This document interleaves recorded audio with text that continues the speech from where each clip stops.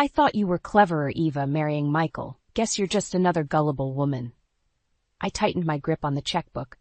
What do you mean, Ava? Aaron took a step closer, an icy smirk on his face. Enough. Hand over the checkbook now, or we finalize the divorce. You have no idea what you're starting here. I spat back, feeling my pulse quicken.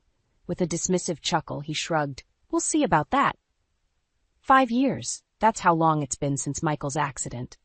Aaron, Michael's best friend, was there from the start, supporting me through the grief. A year after Michael died, I remarried. Aaron seemed like a lifesaver, stepping in just when I needed someone. I convinced myself that he loved me. But now, with his demanding eyes locked on the checkbook, I saw it all clearly. The subtle lies, the mounting demands. Aaron was never in this for love. He wanted control, and I had let him weave his web around me. I handed over the checkbook slowly, watching Aaron's triumphant smile. Inside, I was boiling over, but outside I maintained my calm. Aaron flipped through, checking the entries. Good. Now let's talk about the account changes I've been considering for us. There it was again, that word us, but every time he said it, I felt more like a pawn than a partner. I didn't respond immediately, letting the tension linger. Michael would have been smarter about this, he added, his eyes not meeting mine. Those words hit like a punch to the stomach. Michael, always the comparison. Taking a deep breath, I willed my voice to stay steady. What exactly did you have in mind, Aaron? Just some reallocations, some investments. You'll be fine with it, he said, pocketing the checkbook. Investments. Right, for his mother's medical bills are more likely to continue his string of lavish purchases. What had happened to the man I thought I knew? Aaron, we need to talk. Seriously. I was losing my patience. This isn't working. He raised an eyebrow.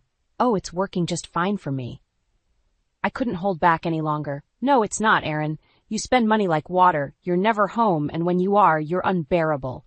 This isn't a marriage. It's a transaction. You're draining me dry. Aaron's face twisted, his charming facade shattered. You think you can threaten me? You don't want this getting uglier than it already is. I took a step back, stunned by the venom in his voice. Are you threatening me? Just giving you a reality check, he said, voice low and menacing. Hand over the life insurance money, get ready for a nasty fight. It was in that moment I understood the full depth of his deceit. No more pretending, no more lies. With every word he spoke, he made my resolve stronger. I would outsmart him. Aaron didn't know it yet, but this was only the beginning. I'd do whatever it took to secure my life from him. He might think he's in control, but that was about to change. The first few months with Aaron were like a dream. We redecorated the house together, planned weekend getaways, and cooked dinner side by side. I began to believe that love had found me again. But gradually things shifted. Aaron started coming home late. At first he had excuses about meetings running over and work piling up. Then the reasons became vaguer. I stayed up waiting, but the silence was the loudest answer I got. One evening I confronted him as he walked in after midnight. Aaron, we need to talk. What's going on? Why are you always late? He shrugged, a hint of annoyance in his eyes. I've told you, Eva, work has been busy. Every night? Yes, every night. His voice rose, and for a moment I saw a stranger standing there.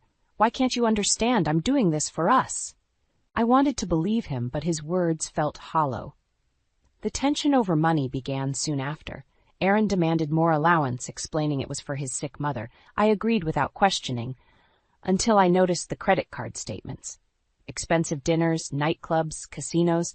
He wasn't helping his mother. He was enjoying himself. Aaron, I said, showing him the bills one morning.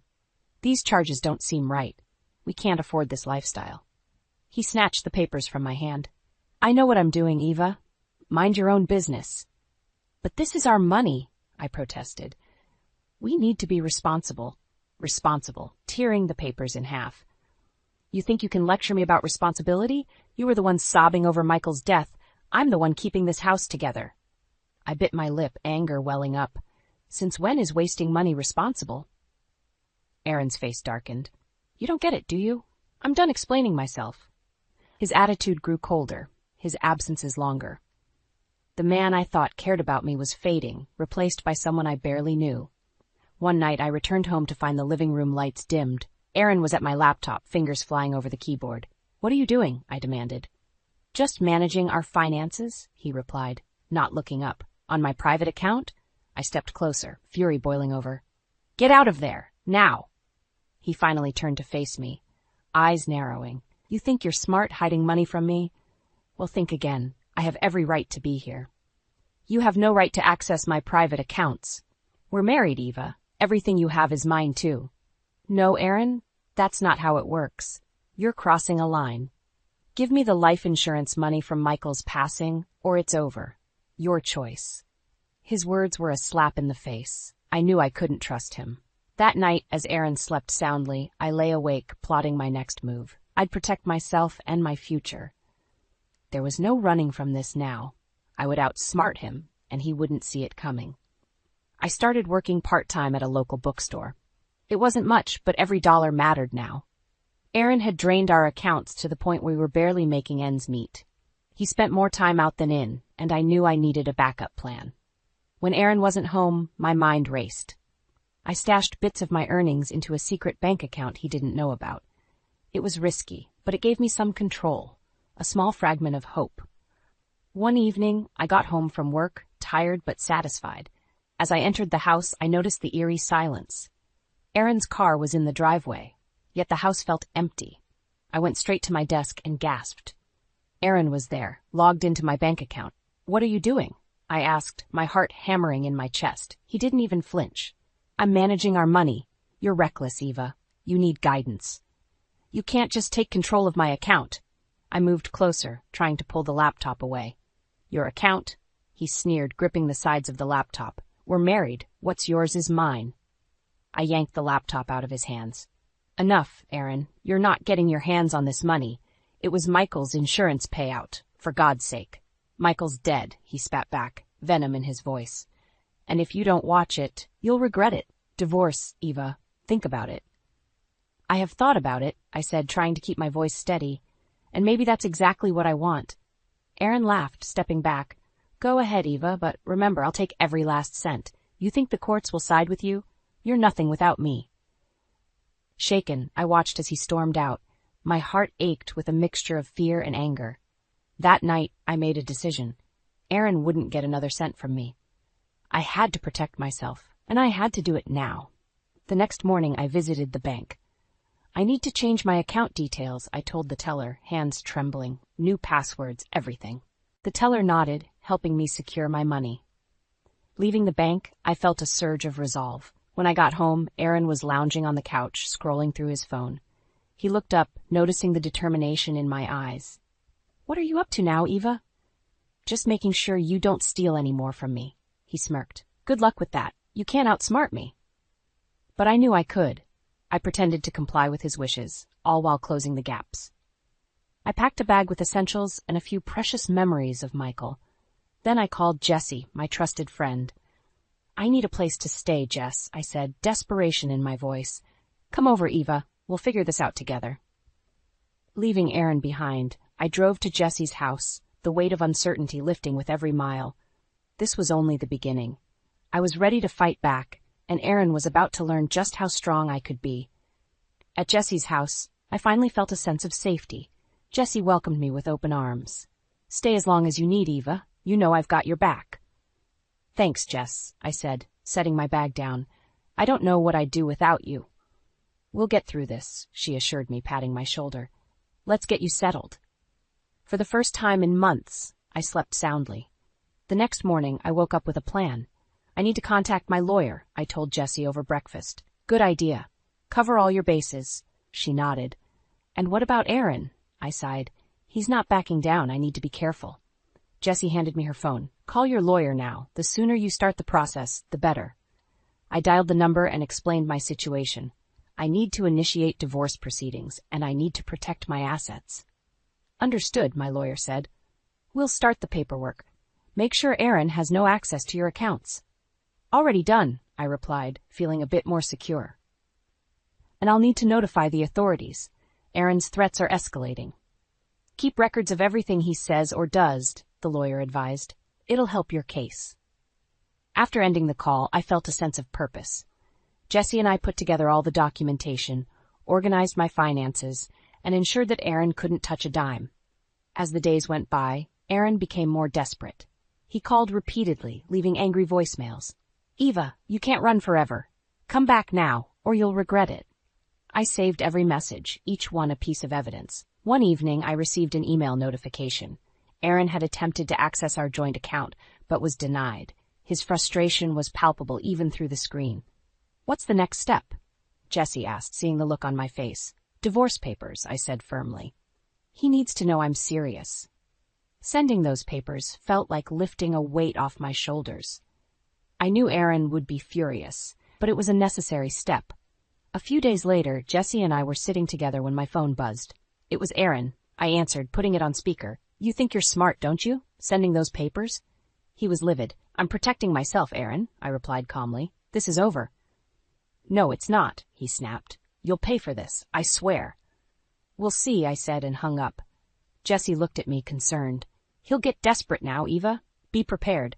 "I am," I assured her. "I have to be." A sense of calm settled over me. I was taking control, no longer a victim to Aaron's games. Each step I took solidified my resolve. With Jessie's support, I began the process of revoking Aaron's access to everything connected to me. I changed locks, updated passwords, and informed everyone involved about the situation. Aaron's courage crumbled slowly but surely.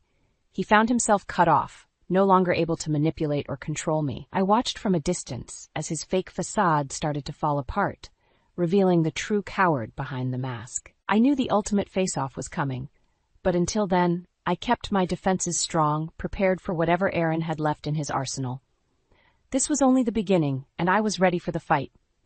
Aaron's arrogance boiled over when he realized I had sealed off all his access to the finances.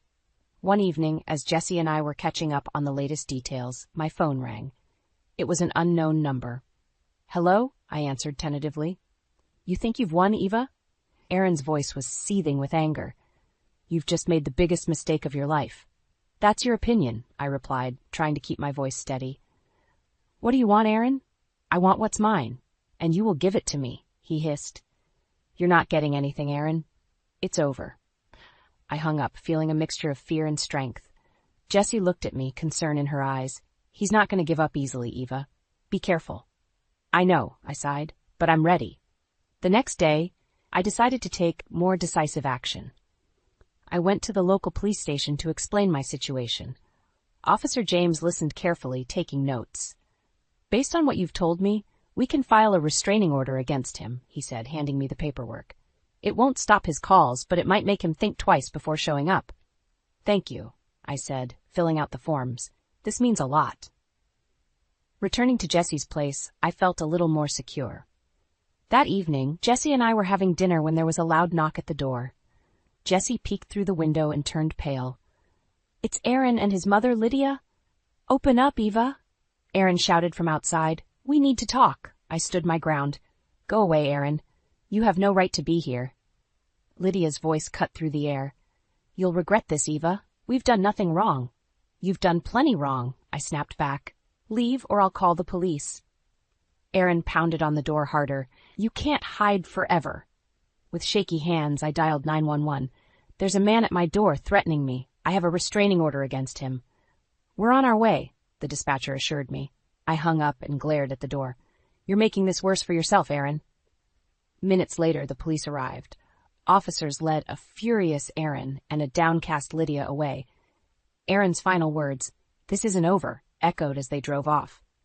Jessie hugged me tightly. "You did the right thing, Eva. Stay strong." The next morning, I sent the divorce papers through certified mail, ensuring Aaron's access to everything connected to me was revoked. I needed to make sure he understood there was no way back. Later that week, Lydia's car was gone from Aaron's driveway. Word had spread quickly about their confrontation with the police. Jessie and I sat in the living room, a sense of relief washing over me. "It's not going to be easy, but I think we've turned a corner," I said. "You've got this, Eva," Jessie reassured me.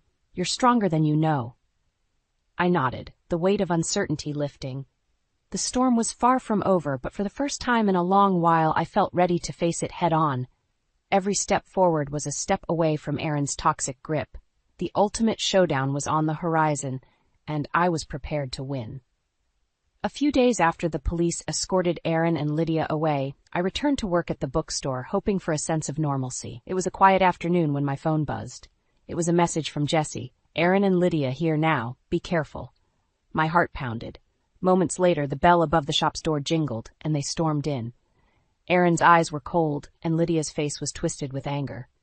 "You can't run, Eva," Aaron said, striding towards the counter. "You think you can just cut me off and hide?" I stood my ground. "This is not your place, Aaron. Leave, or I'll call the police again." Lydia slammed her hand on the counter. "You're making a mistake. You think you're so clever, but you'll lose everything." I clenched my fists. "Get out, now." "We had a deal, Eva," Aaron sneered, leaning closer. "You agreed to share everything, but you've gone behind my back." "No, Aaron, you broke our trust," I shot back. "You lied and manipulated me. Now you're facing the consequences." "Consequences?" Lydia spat. "You'll regret dragging my family through the mud. You have no proof of anything." I looked her in the eye. "I have more than enough proof. You impersonated me at the bank, committed fraud. You and Aaron will pay for this." Aaron's face twisted with rage. "You don't scare us, Eva. We can ruin you." I held up my phone, recording their every word. "Say all you want, but this is going to the authorities. You'll pay for everything you've done." The door pushed open, and my boss, Mr. Reed, stepped in. He took one look at the scene and approached. "Is there a problem here?" "These people were just leaving," I said firmly, glaring at Aaron and Lydia. Aaron let out a bitter laugh. "You haven't heard the last of this," Lydia added. "You made the wrong enemies, Eva." Mr. Reed folded his arms, towering over them. "You heard her. Leave now, or I'm calling the police." Aaron and Lydia stormed out, muttering curses under their breath. I sagged against the counter, relief flooding through me. "You okay?" Mr. Reed asked, concern in his eyes. "Thank you," I said, taking a deep breath. "I'm fine. Just some unresolved issues." He nodded. "If they come back, don't hesitate to call for help." I watched as Aaron and Lydia sped away, their threats ringing in my ears. But I wasn't afraid anymore. Their desperation was clear. It only made me stronger. That evening, I met with my lawyer and handed over the latest evidence. They showed up at my workplace, made threats. "I recorded it all," I explained. He nodded, a grim smile on his face. "This strengthens our case. We'll bring everything to light in court." Leaving his office, I felt a renewed sense of determination. I was ready for the next step. Aaron and Lydia had tried to intimidate me, but they were the ones who would pay dearly. As I drove back to Jesse's, my phone rang. It was her. "Everything okay, Eva?" "Yeah, everything's fine. Just had a run-in with Aaron and Lydia at work, but we're moving forward." "Good," Jesse said. "Stay strong. You're almost there." "I will," I promised, feeling the weight of her support. The ultimate showdown loomed on the horizon, and I knew I wouldn't face it alone. The fight for justice and peace had only just begun, but I was more than ready to see it through. The courtroom was packed. Aaron and Lydia sat across from me, their eyes burning with indignation. This was it, the moment of truth. My lawyer, Mr. Carter, stood and presented our case. "Your Honor, we have clear evidence of fraud and deceit committed by Aaron and Lydia against my client, Eva. They have manipulated finances, attempted illegal access to accounts, and made explicit threats." Aaron's lawyer tried to defend him. "Your Honor, these accusations are exaggerated. Aaron was just managing shared finances, and any accusations of fraud are unfounded." "Unfounded?" Mr. Carter countered, handing over the recording. "This recording, taken by Eva, explicitly captures Aaron and Lydia's threats and admissions of their actions." The judge leaned forward, listening intently. Aaron's face fell as his own voice echoed through the courtroom, spouting hate and threats.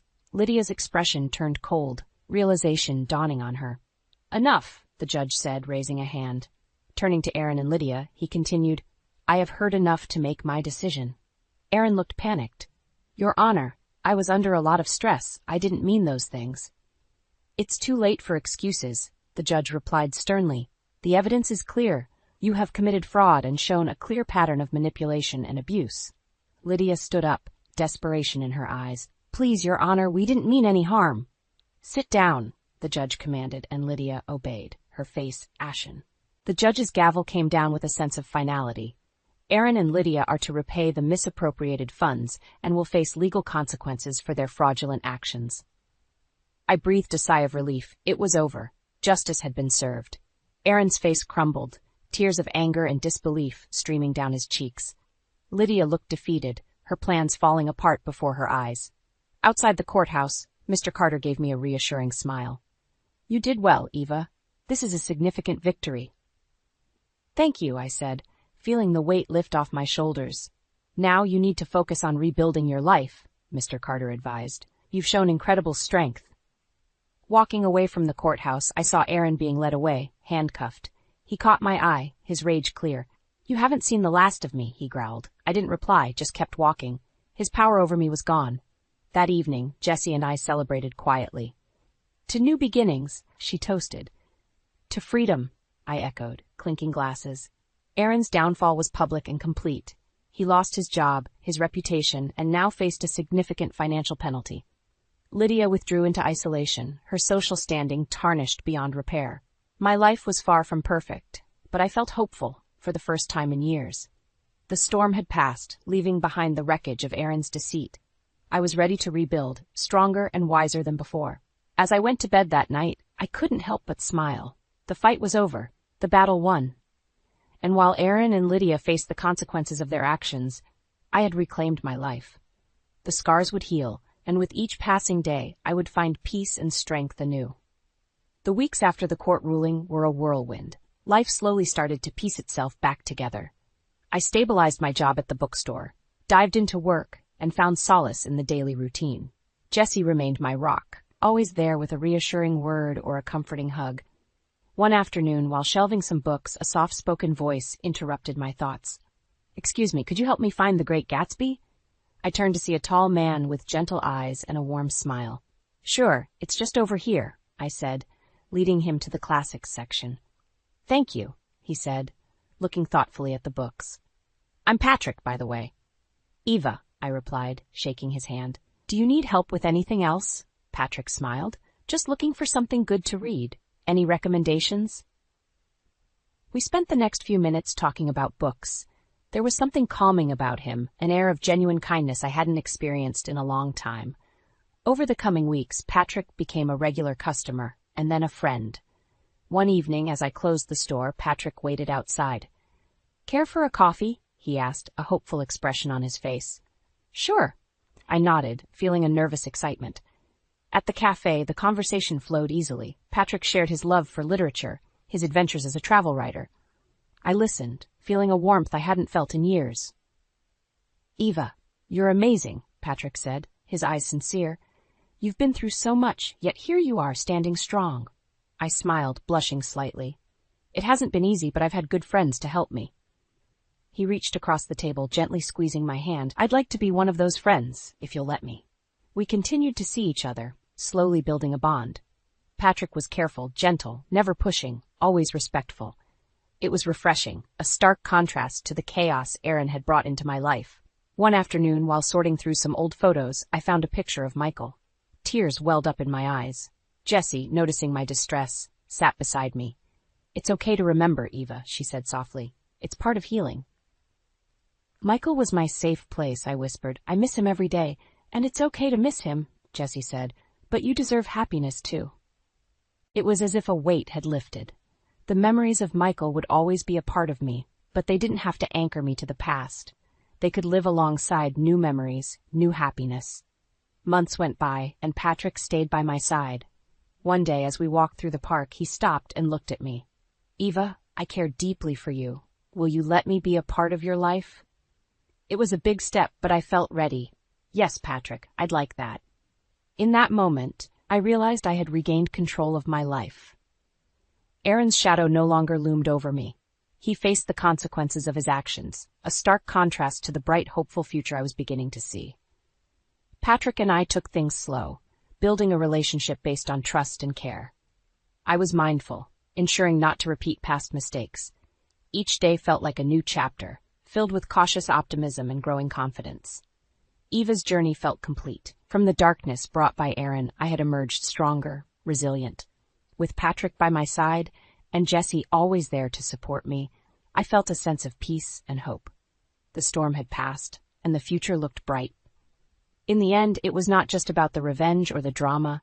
It was about reclaiming my life, learning to trust again, and finding a balanced new beginning. And in that, I found my true strength.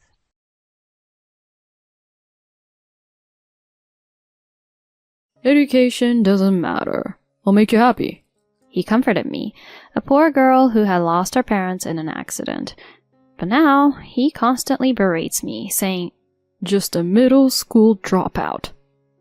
The man I knew back then is gone. Even my daughter easily left me. I can't forgive this. I've worked hard for my husband and daughter. To get back at them, I've decided on a certain revenge.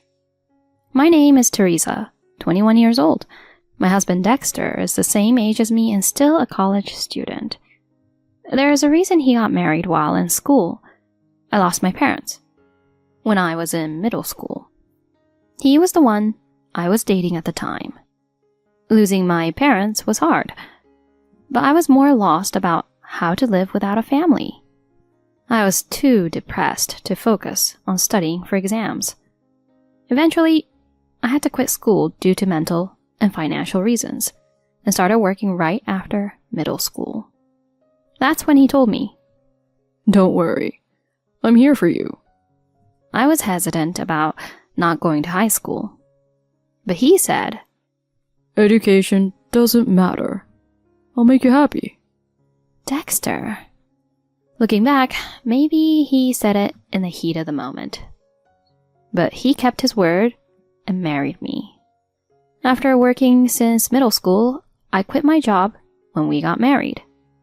The reason was simple. I was pregnant.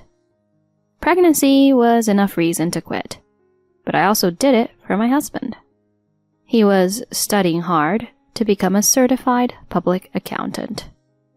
A certification would expand his job opportunities and increase his salary. He often said, I'm doing this for you and our baby. He was so hopeful then. I wanted to support him. If he passed his exam and got a job, our life would stabilize. We'd make happy memories as a family of 3. But things didn't go smoothly. A year later, he failed the exam. He was devastated by the failure. Without discussing it with me, he decided to work for a regular company. I asked him, Are you sure you want to give up? Give up what? The CPA exam. You always wanted that certification. But my words seemed to infuriate him. He glared at me and yelled, Shut up, you dropout. I don't need your pity. Whoa, Dexter. What's wrong with you? Don't butt in. You're too dumb. Just keep quiet and listen. How could you say that? His attitude changed after that. He lost all kindness and compassion, constantly berating me for trivial things. Stupid dropout. Middle school dropout. You're stupid, so just shut up. It became his bad mood mantra. His verbal abuse escalated, even in front of our daughter. Don't just lounge around. Get a job, dropout. But Sarah is still young, and I need to find daycare if I was to work. Hurry up and handle it then. Can't believe you haven't started looking yet. You're useless. There's plenty of jobs, even for idiots like you. I'm sorry. I apologized, and he smugly turned to our daughter. Poor Sarah, having a useless dropout for her mom. He took advantage that she was still too young to understand his words.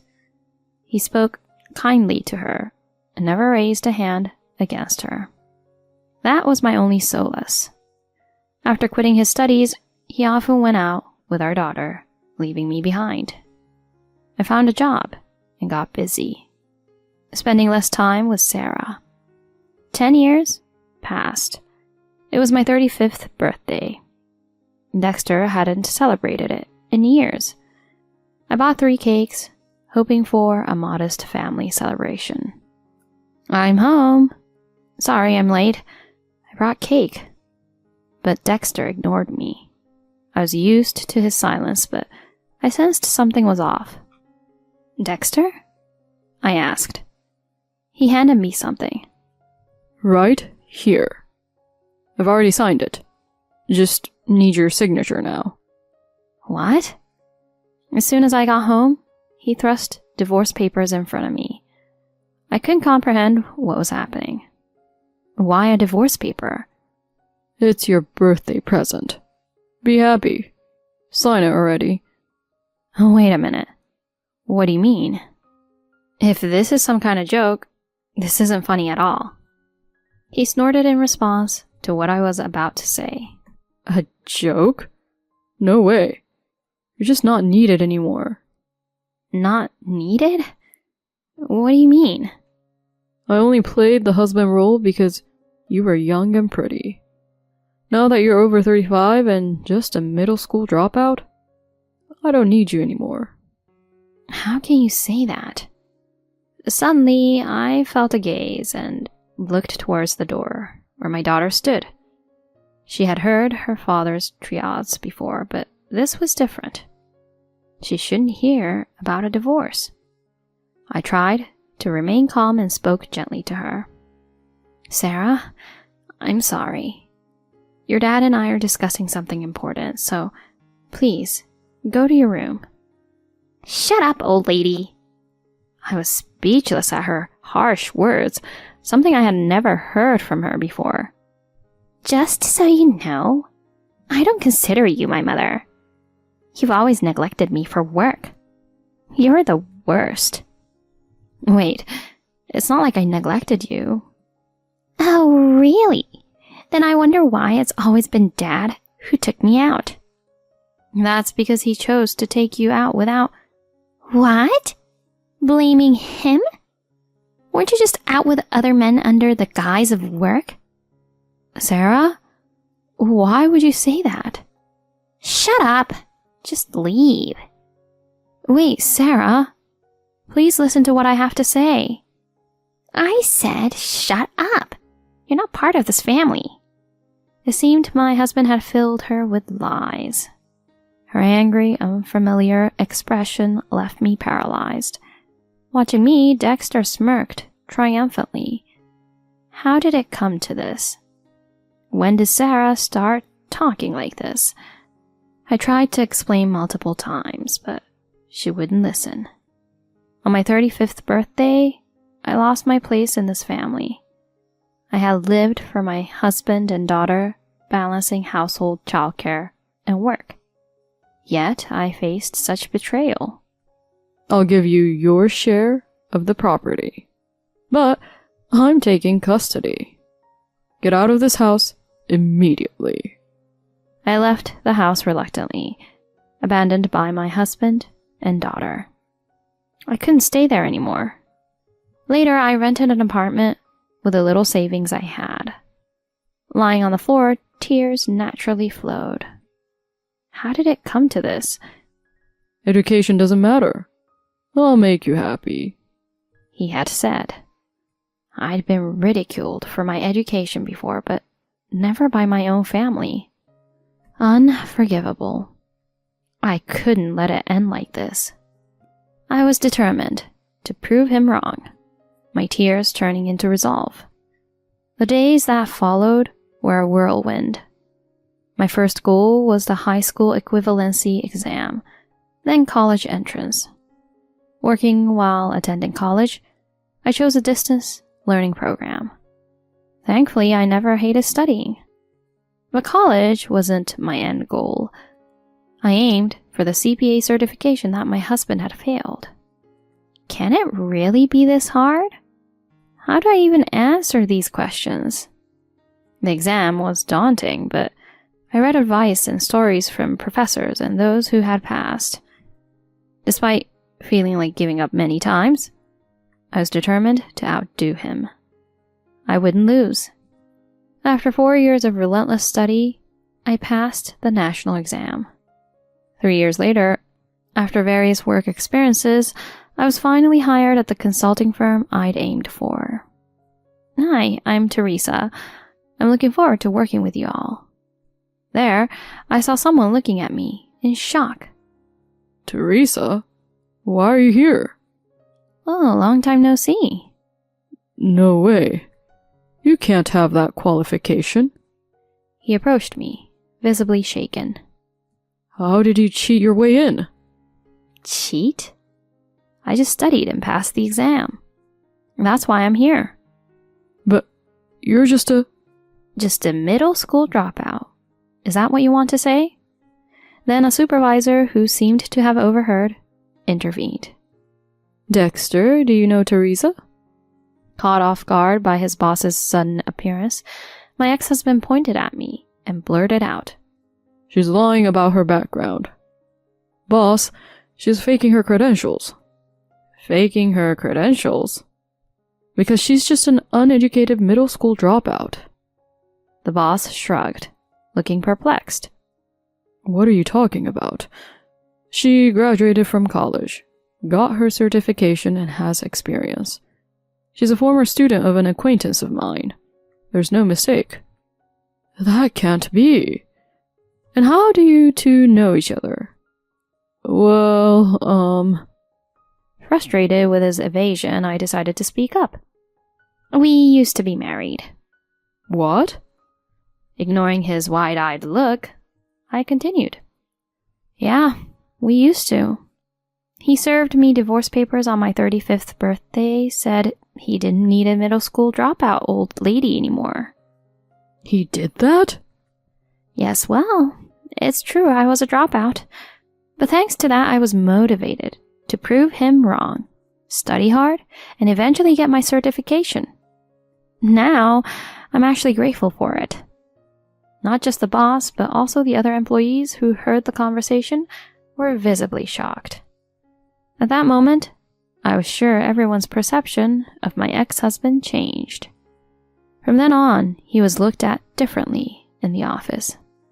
I heard he called his ex-wife Teresa an uneducated old lady. Seriously?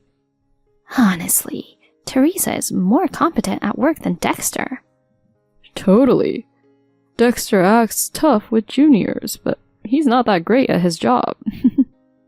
Hearing these comments about himself, Dexter couldn't stand the office atmosphere and resigned the next day. He had always ridiculed others for being dropouts, but when the tables turned, he couldn't handle it. I couldn't help but find it pitifully amusing. This marked the completion of my revenge on my ex-husband. Not long after, my daughter Sarah came to see me. She must have gotten my address from her father. Now, a college student, she shook my shoulders and blurted out, "Mom, let me live with you." I looked at her coldly and asked, "Why?" "Why? Because Dad quit his job after you joined his company. It's your fault. Take responsibility." What are you talking about? I just got a job using my qualifications. I didn't inconvenience anyone. You've got to be kidding. Because of you, Dad had to quit. And now, he's unemployed. How are you going to pay for my college tuition? I was utterly disappointed by her lack of apology, despite everything that had happened. I can't believe I had wasted my time as a mother for such a child. She hadn't changed a bit, just like her father. Taking a deep breath, I faced her and said firmly, "Honestly, I don't care about you." What? What kind of mother says that? A mother, huh? What are you talking about now? You chose to go with your father, remember? You said, "You're not part of this family." You said that to me. But I was just a child back then. I didn't understand. Now you're a grown-up, a college student. Yet you still can't comprehend right from wrong? Can't even apologize? I have no obligation to help an unreasonable daughter. I quit being your convenient mother. You're no longer my daughter. Wait, Mom! Ignoring her tearful, pleading eyes, I walked away. I haven't seen her since then. She kept contacting me, but I never replied. Overwhelmed by her unemployed alcoholic father, she eventually left home and dropped out of college. Now, she is drifting from place to place, doing odd jobs to get by. This experience must have taught her the hardships of earning money and the struggles of adult life. I hope she learns from life's injustices and grows on her own. Meanwhile, I've been doing well in my current company. Got remarried 2 years later to a kind, younger man I met through work. We were blessed with a child, and I recently took maternity leave. Despite the challenges of being an older mother, the joy outweighs them. This happiness with my new husband wouldn't have been possible without my past. In a way, I'm thankful for it. No matter how terrible the past, with effort, one can always change the future for the better. Having experienced this firsthand, I can now confidently say so. I look forward to building a wonderful life with my husband and our child.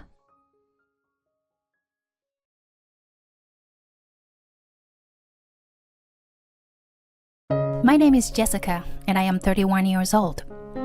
I started my own business at the age of 25, and although it is still small, I run an app development company. My previous job was in the IT field. The company was not a big one, but it was a time when companies were being created one after another.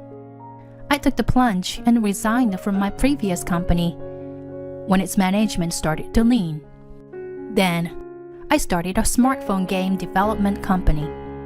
My husband Tony is a colleague and classmates from my previous company. When I retired, I invited a few people to join me, but my husband stayed. And when I said I was going to start my own business, he was very much against it. Yes, I know. Tony is not the type of person who likes adventure, much less trying new things. He always wants stability. He has no desire to work and is not interested in promotion. He just wants to get by day to day. He has no desire for things and no hobbies. Compared to Tony, I am the complete opposite.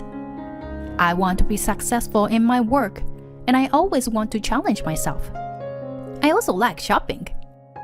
I enjoy going to live shows of my favorite artist. At first glance, it may seem that we are opposites and that we don't match, but we are not. What they lack in each other, they make up for together. In fact, I think we have good chemistry. We started as an office romance and got married 2 years ago. And 6 months ago, we bought the house of our dreams. We knew it would be a once-in-a-lifetime purchase, so we made no compromises at all. We were very particular about the color of the house, white being the base color. And since we both love children, we prepared a room for the child who would be born in the future. The house is filled with the aroma of wood, and we carefully clean the house every day. Since we moved into the new house, Tony has been saying to me more and more, "I want to have a child as soon as possible. Jessica, if you keep working, you will be left behind. You see on social networking sites that everyone has kids. You know that, don't you, Jessica? My parents are rushing me to have kids as well.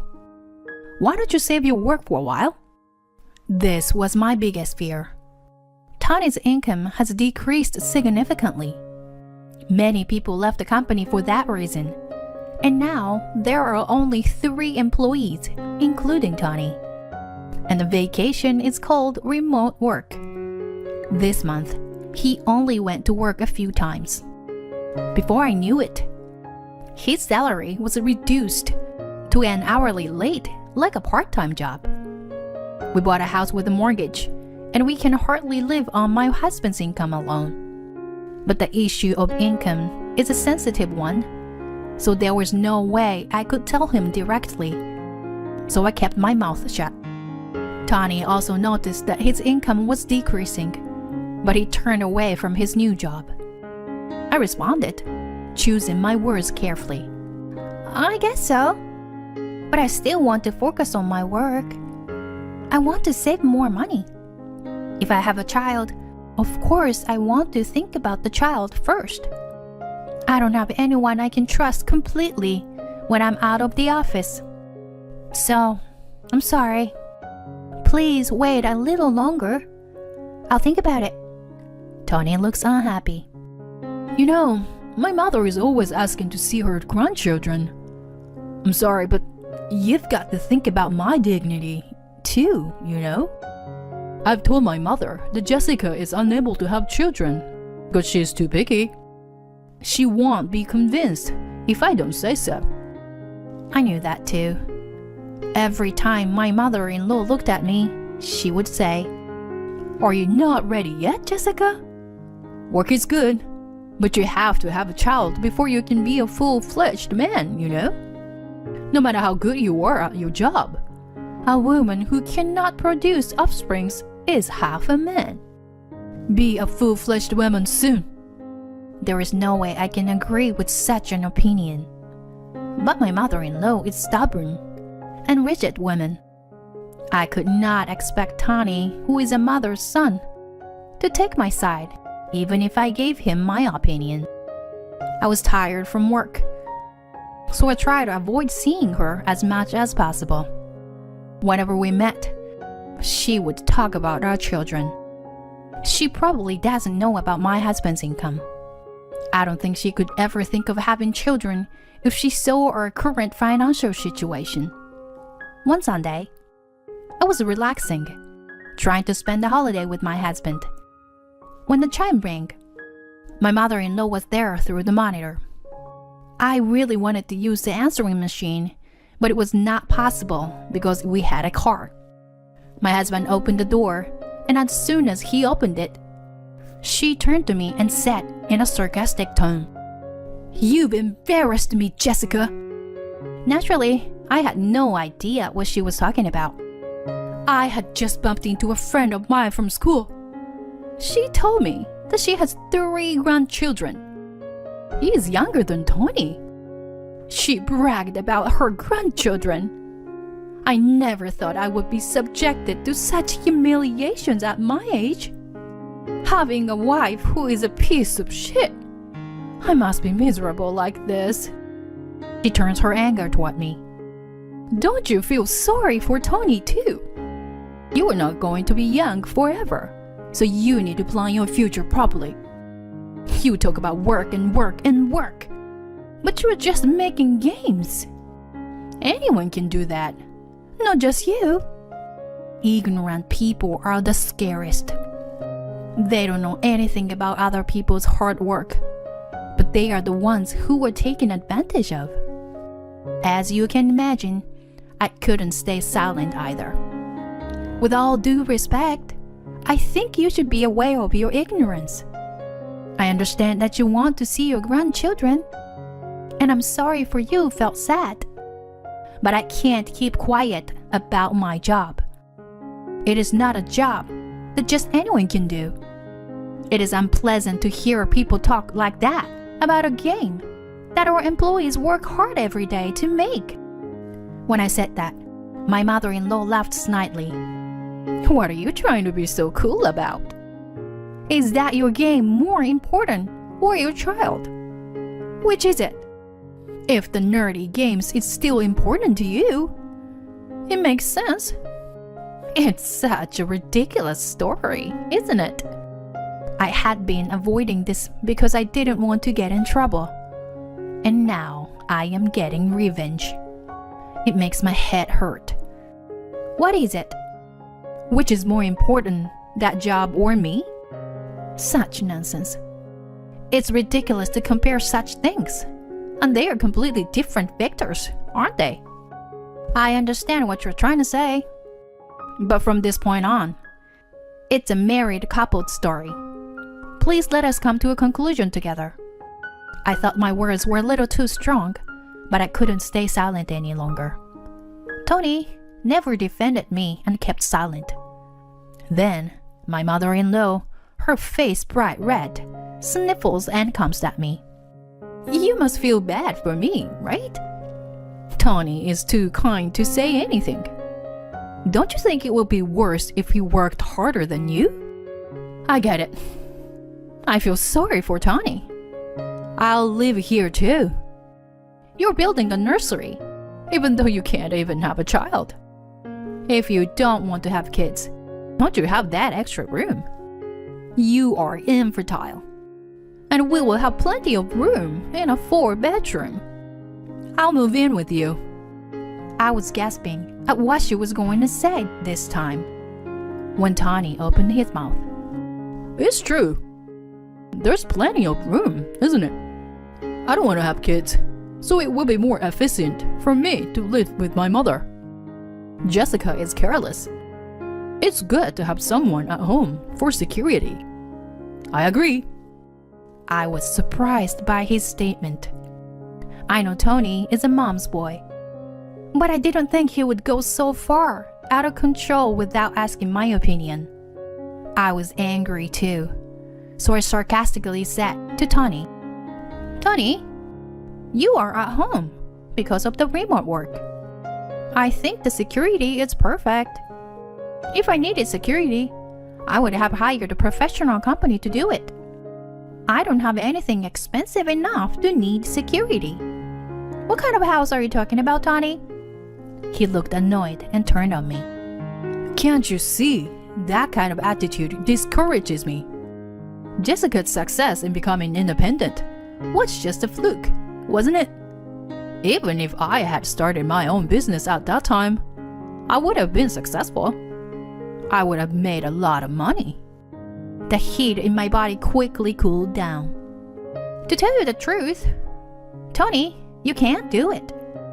You've had so many chances to give up on this company. You can't even make your own decisions. It's not that easy to run a company if you can't make a decision on your own. Employees won't follow a boss who doesn't do his job.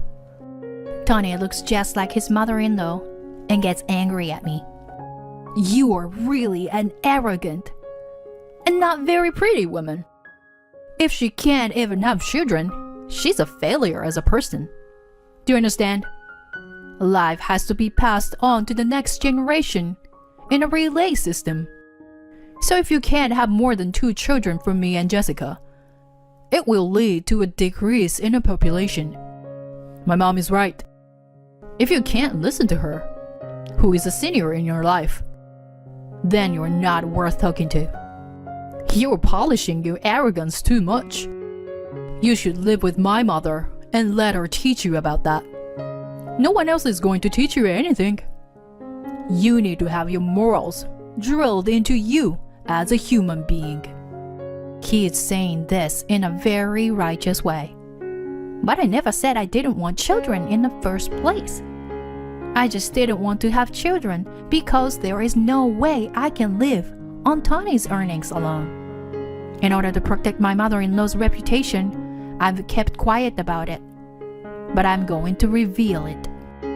Please, look at this. Can you say that my arrogance is the reason why we don't have children? With that, I produced a household account book, and my husband's, and my pay stubs.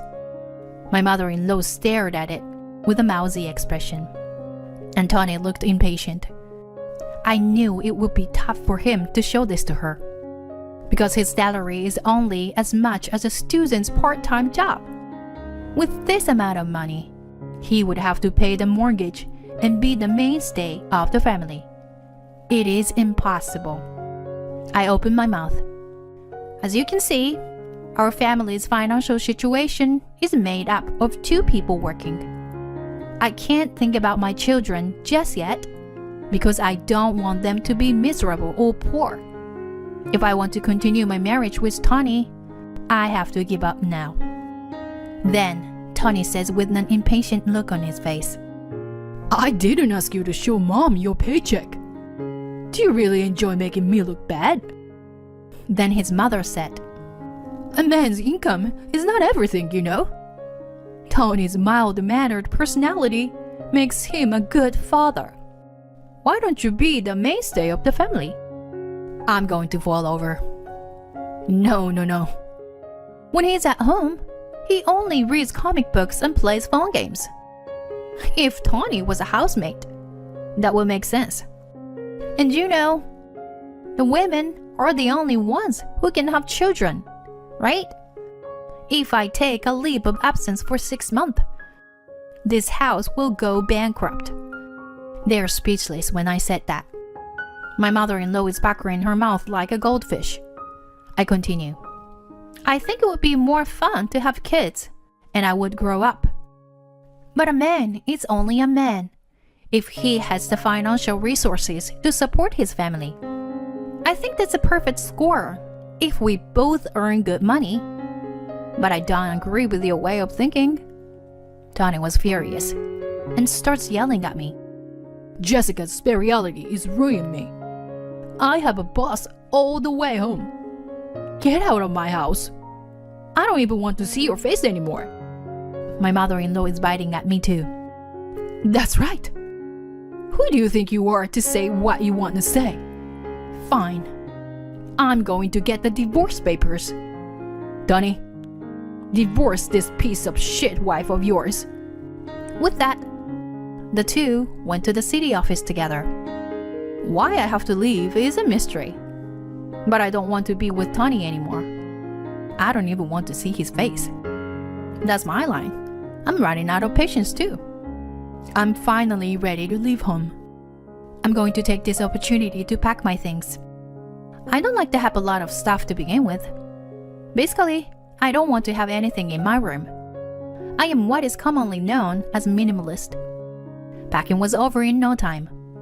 My mother-in-law and Tony are in an angry mood and are filling out the divorce papers as soon as they came home. Tony slapped me with it. I've already filled it out. It's now or never if you want to hold me back. No matter how much you apologize, if you file for divorce, you'll never get it back. I am not going to be able to go to work tomorrow because of the mental anguish you've caused me. So, give me this house instead of alimony. You make a lot of money, so I'm sure you can afford it. Well, if you apologize, I'll forgive you. He wants me to hold off. I have never met such a small man. He is number 1 in my generation. I will fill out the divorce papers without hesitation. After a while, the divorce was successfully finalized. I often hear that divorce is more difficult than marriage, but it was easier than I had expected. And it was refreshing. I would like to praise myself for living in such a miserable way. For the time being, I decided to stay at the office. All the employees knew that the president would do this someday. They are laughing at me. But here comes my payback. I am not a good-natured person who would pay the mortgage on a house that belongs to someone I hate. There's no reason for me to pay alimony to Tony in the first place. That's right, the house is in my name. Of course, I couldn't get the loan with Tony's salary. After all, I put the house in my name. Therefore, I am the owner. I don't need this house anymore, and I asked my lawyer to join the case to avoid any trouble later on. The common property of the couple will be split 50-50. Of course, the house will be sold. It is still in a period of time when it can't be called a new house. I was very happy that it sold for the asking price right away. And for some reason, without any evidence. They thought they could continue to live in the house. My mother-in-law seems to have learned here the fact that the house is in my name only after the divorce. Tony had lied about the amount of his income, so it is not surprising that my mother-in-law thought so. When they found out that the house was sold, they turned pale. Then, my mother-in-law called me. Do you really enjoy causing us so much trouble? Tony is gonna get back together with you, so you have to withdraw the sales right now. My mother-in-law is yelling at me. Huh? Get him back? I'm sorry, but no matter how much you pile on, I refuse. I am already a stranger. Then I'll come to your office right now and spread the word about the fact that you are a bad person. Please do, as you please. I'm busy, so please, excuse me. I hang up the phone and immediately reported the matter to the company's exclusive lawyer. The lawyer came, but even though I waited at the company, she never came. I've submitted the voice recorder of the calls when the divorce was discussed, and now to my lawyer. He said it was more than enough material to get alimony. I was in the habit of recording on the voice recorder because of my job. What I am concerned about here is the financial situation of my mother-in-law and Tony. My mother-in-law has never kept a job. On the contrary, they lost their house. At the same time, the company Tony worked for went bankrupt. Tony became unemployed. They look for a good paying job, but they don't have a career, so there is no way they can get one. They have no savings to begin with, so Tony started working as a part-timer for a day job. And then I had a lawyer come in. They bowed down to their relatives and borrowed money to pay the fee in one lump sum. The lawyer was very surprised. And I cannot stay in the office forever. I need a space where I can rest. Come to think of it, I haven't felt at ease at home recently. I took the plunge and bought a condominium near my office. I live alone, so I decided to focus on security. My experience with the divorce led me to develop a love simulation game for adults. It was a bigger hit than I had expected. It became the company's signature game, and I still love my job. My husband demanded a divorce right after I gave birth. I plan to destroy him and his company. Finally gave birth to a son after 12 years of marriage. I remember how happy I was to see him, squealing so energetically that my exhaustion flew away. A few hours after the birth of my son, my husband and mother-in-law came to my hospital room. "We saw the baby. He's so cute, just like Mark." "Good job. Our baby is a boy." They looked content. When I told them about my pregnancy, I was worried about their indifferent attitudes. But seeing their cheerful faces reassured me that their own child or grandchild was adorable. I hoped that we might be able to have happy days like in the past. "So, we're getting a divorce." My husband initiated the divorce, as if it were a casual conversation. It was followed by my mother-in-law. "Well, we'll take the heir." She said it with a smile on her face, not changing her demeanor. "You're no longer needed. I've taken care of you for over a decade, so don't complain now." It's way too late to have the first child after 12 years of marriage. He should switch to a younger girl who can bear more children. I don't want to waste any more time with you. So, divorce me right away. Okay, then I'll destroy your home and company. My name is Sally. I'm a 34-year-old housewife. My husband Mark and I started dating back in the university. When we were students, we were an ordinary couple. I thought he was just like me, from an ordinary family. But after we engaged, I learned that his grandfather was a wealthy man who owned several companies. Moreover, they were so big that everyone knew about them. I was anxious about my marriage, thinking it was too much to be the wife of someone from such a family. But Mark said, "It's no different than any other family. Just that my grandfather is a business owner." He was a kind guy who always considered me, so I thought I could work things out with him, and decided to marry him. After marriage, Mark and my mother-in-law Helen wanted me to live on a property and be a full-time housewife. Mark got a job at an ordinary company, so life was mostly normal for us. Except that I struggled to learn table manners when I had to go to a high-class restaurant for family gatherings. After the third year of our marriage, Helen, who had always left us couple alone, started interfering. It's already been 3 years, but no baby yet.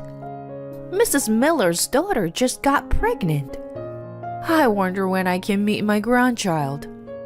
She came over early in the morning and urged me to have a baby every day. I spoke to Mark about this. "She's been lonely ever since my dad passed away. We'll have a kid someday, so don't take it too seriously." He told me to be patient. I should have retorted to her, or blatantly asked Mark to tell her to stop. But I felt so bad about not being able to have a baby myself that I couldn't come on strong. Many years has passed, but still no baby. Meanwhile, her demand to have a grandchild got more intense. Not only that, she started harassing me about my chores, criticizing my cooking and throwing the food away, and ordering me to finish the mowing the yard within an hour. Once I told Mark that I was tired of the attacks from his mother and wanted him to do something about it. "Deal with it yourself. I'm tired, so don't bother me with such a trivial matter." He interrupted me and scolded me with a sigh. Around this time, he was busy establishing a company affiliated with his grandfather's and was to become the president. He was coming home late at night frequently, not only to work, but also to socialize and drink. And when I tried to talk to him, most of the time, he was too exhausted to listen to me. The numbers of occasions we spoke to each other became less and less, and our relationship as a married couple was diminishing. Even so, I thought that if Mark's work settled down and we had a child, we could go back to the days when we were close. So, I started infertility treatment. During the treatment, I often felt tired and couldn't do what I wanted. And I was also anxious that I wouldn't be able to have a child. It was mentally and physically exhausting. But I somehow managed to hang on, dreaming of a happy life for our family. As a result, we were finally able to have a child after 12 years of marriage. When the doctor told me I was pregnant, I wanted to jump up and down for joy. I called Mark right away. "Are you busy? Sorry to bother you. I just saw the doctor and I'm pregnant." "Oh, good. I'm busy right now, so I have to go." His reaction was so cold that my high spirits disappeared. When I told Helen, "Finally, I thought I wasn't going to have a grandchild," there was no words of joy or no congratulations, but only the reaction I didn't expect. So I was quite disappointed. Even after the news, Helen didn't stop harassing me, but continued ordering me to clean her house and stealing the meal I prepared, which added more burden on my shoulders. Mark was still coming home late and we didn't have time to talk. My feelings started wavering around this time. Should I get a divorce? But we might reconcile after the baby is born. A half year later, I gave birth to my son. I remember how happy I was to see him squealing so energetically that my exhaustion flew away. I would have loved to have Mark with me there, but I told myself that he was too busy. He and Helen came to visit me a few hours later. I was surprised to see them both, as they never said they were coming. But I didn't say anything, thinking they were just rushing in to celebrate the birth. We saw the baby. It's so cute. Just like Mark. Good job. Our baby is a boy. They looked content. When I told them about my pregnancy, I was worried about their indifference. But seeing their cheerful faces reassured me that their own child or grandchild was adorable. I hoped that we might be able to have happy days like in the past. So, we're getting a divorce. Mark initiated the divorce, as if it were a casual conversation. It was followed by Helen.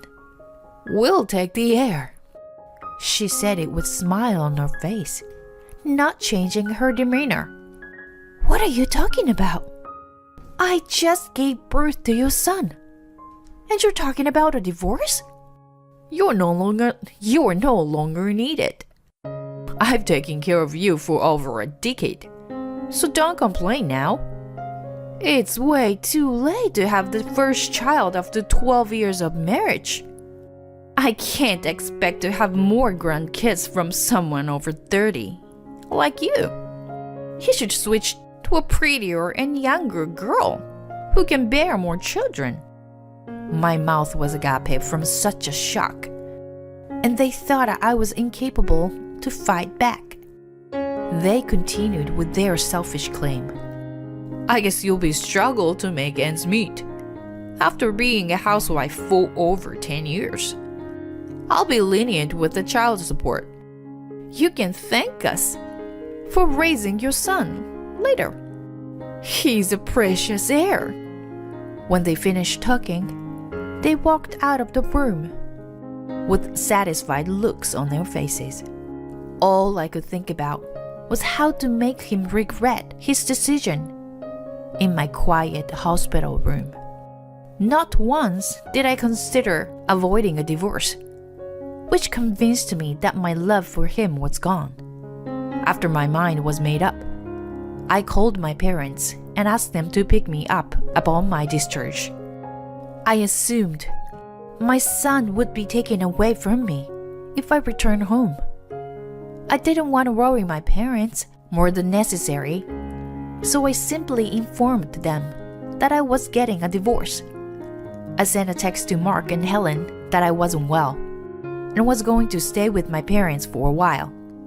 Helen replied with complaint, but Mark simply wrote back, okay. I wasn't sure if he thought it would be too hard to take care of an infant, but if he thought I wouldn't get away from him. But I was relieved that he didn't object.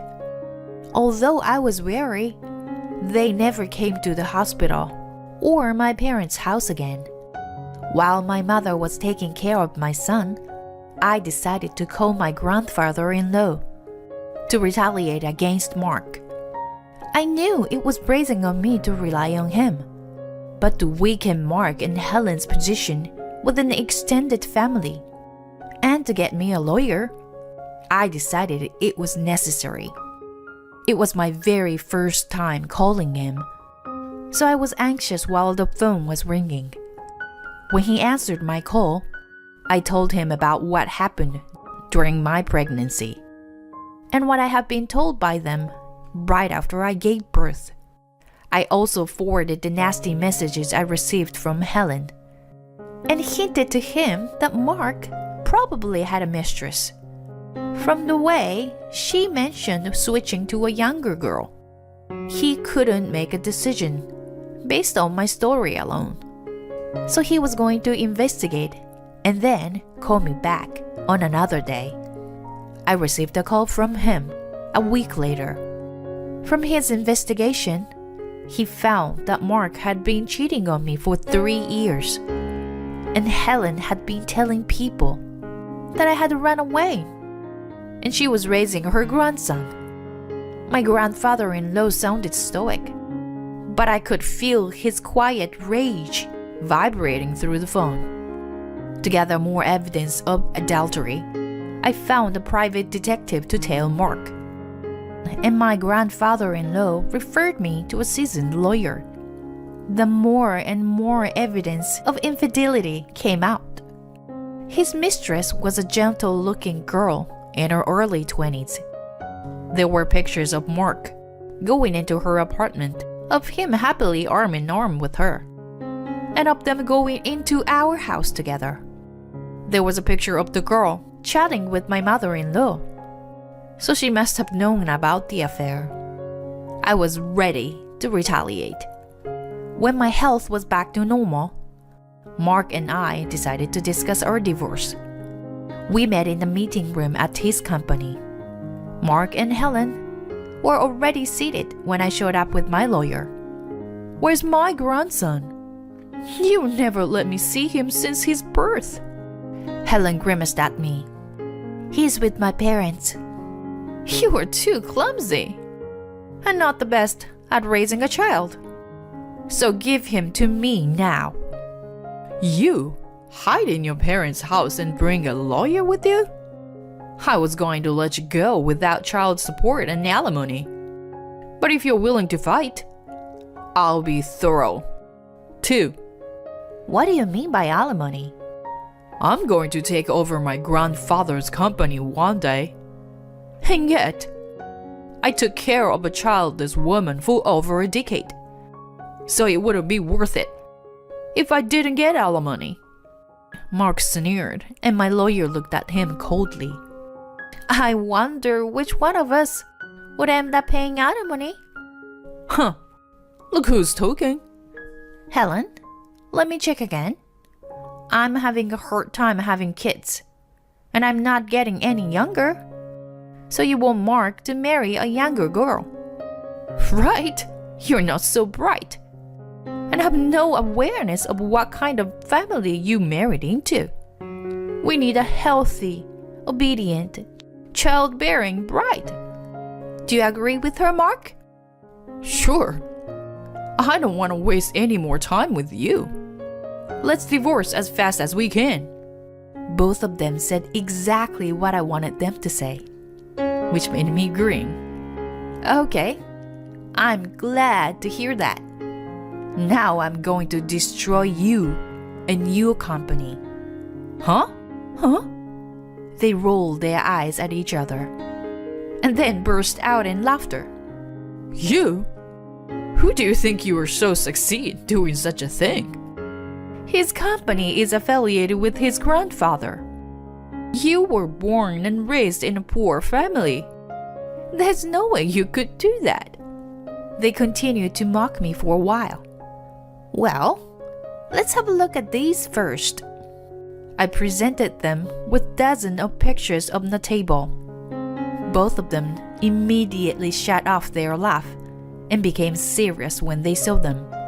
So, what are they got to do with us? You may be mistaken.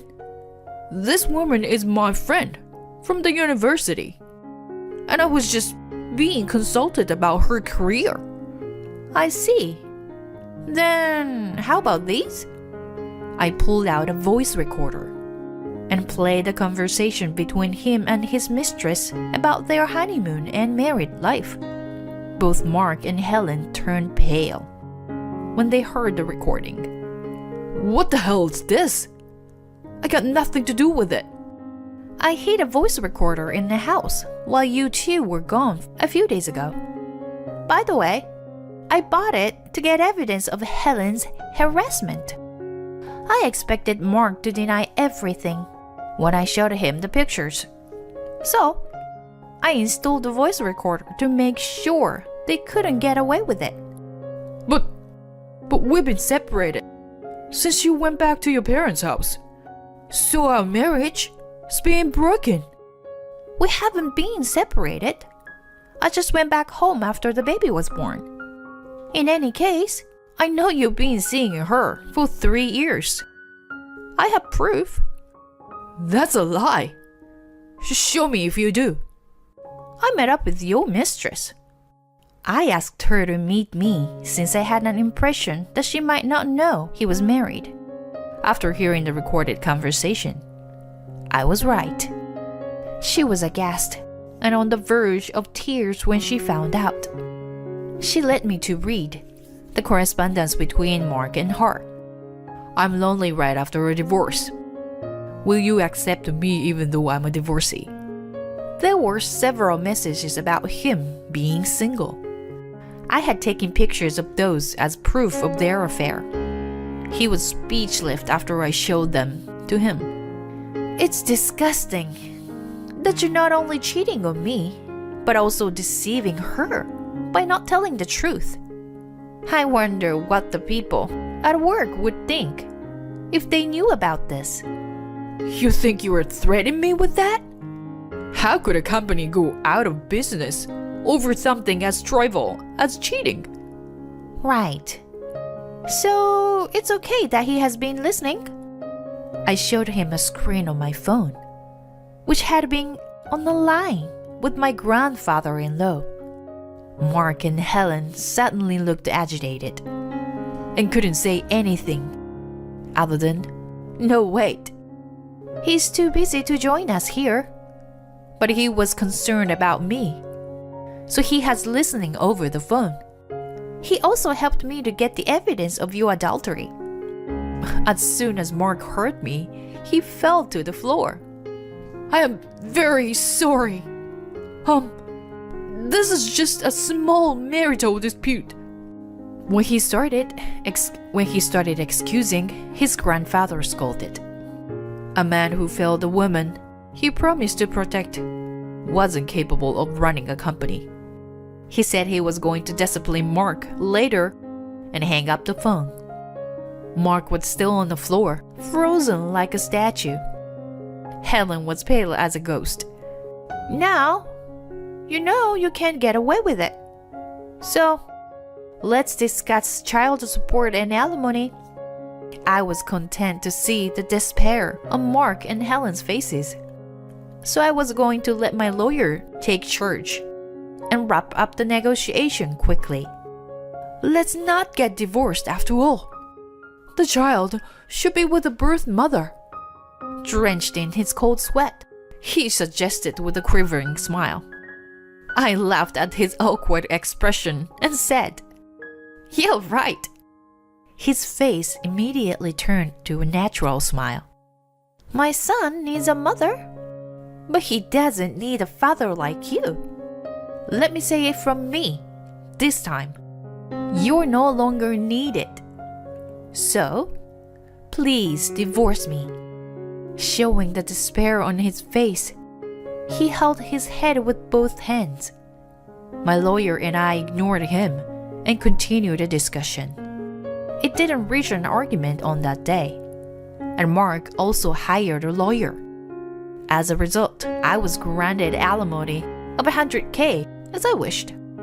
The only reason I got what I wanted was that there was no property of division. Mark was earning a good amount of money, but when he was put in charge of the company, he became carefree and bought suits and watches of prestigious brands. I asked once if he was saving, and he said now was the time to spend, and he kept splurging. I suspected that he wasn't saving. And just as I thought, his account balance was only a few $100s. As there were no savings, Mark and Helen had cashed in numerous brand name items to pay alimony. But it still wasn't enough, and ended up selling their house. They moved into a small apartment and started a new lives. His company lost affiliation with his grandfather, and the companies he was dealing with pulled out, so he went bankrupt. The employees who lost their jobs were taken in by his grandfather. He managed to find a new job, but his salary became half of what he used to make. It was impossible to make a proper living. So Helen, who had been housewife, needed work, a part-time job. The two incomes should have been enough to make a living for them.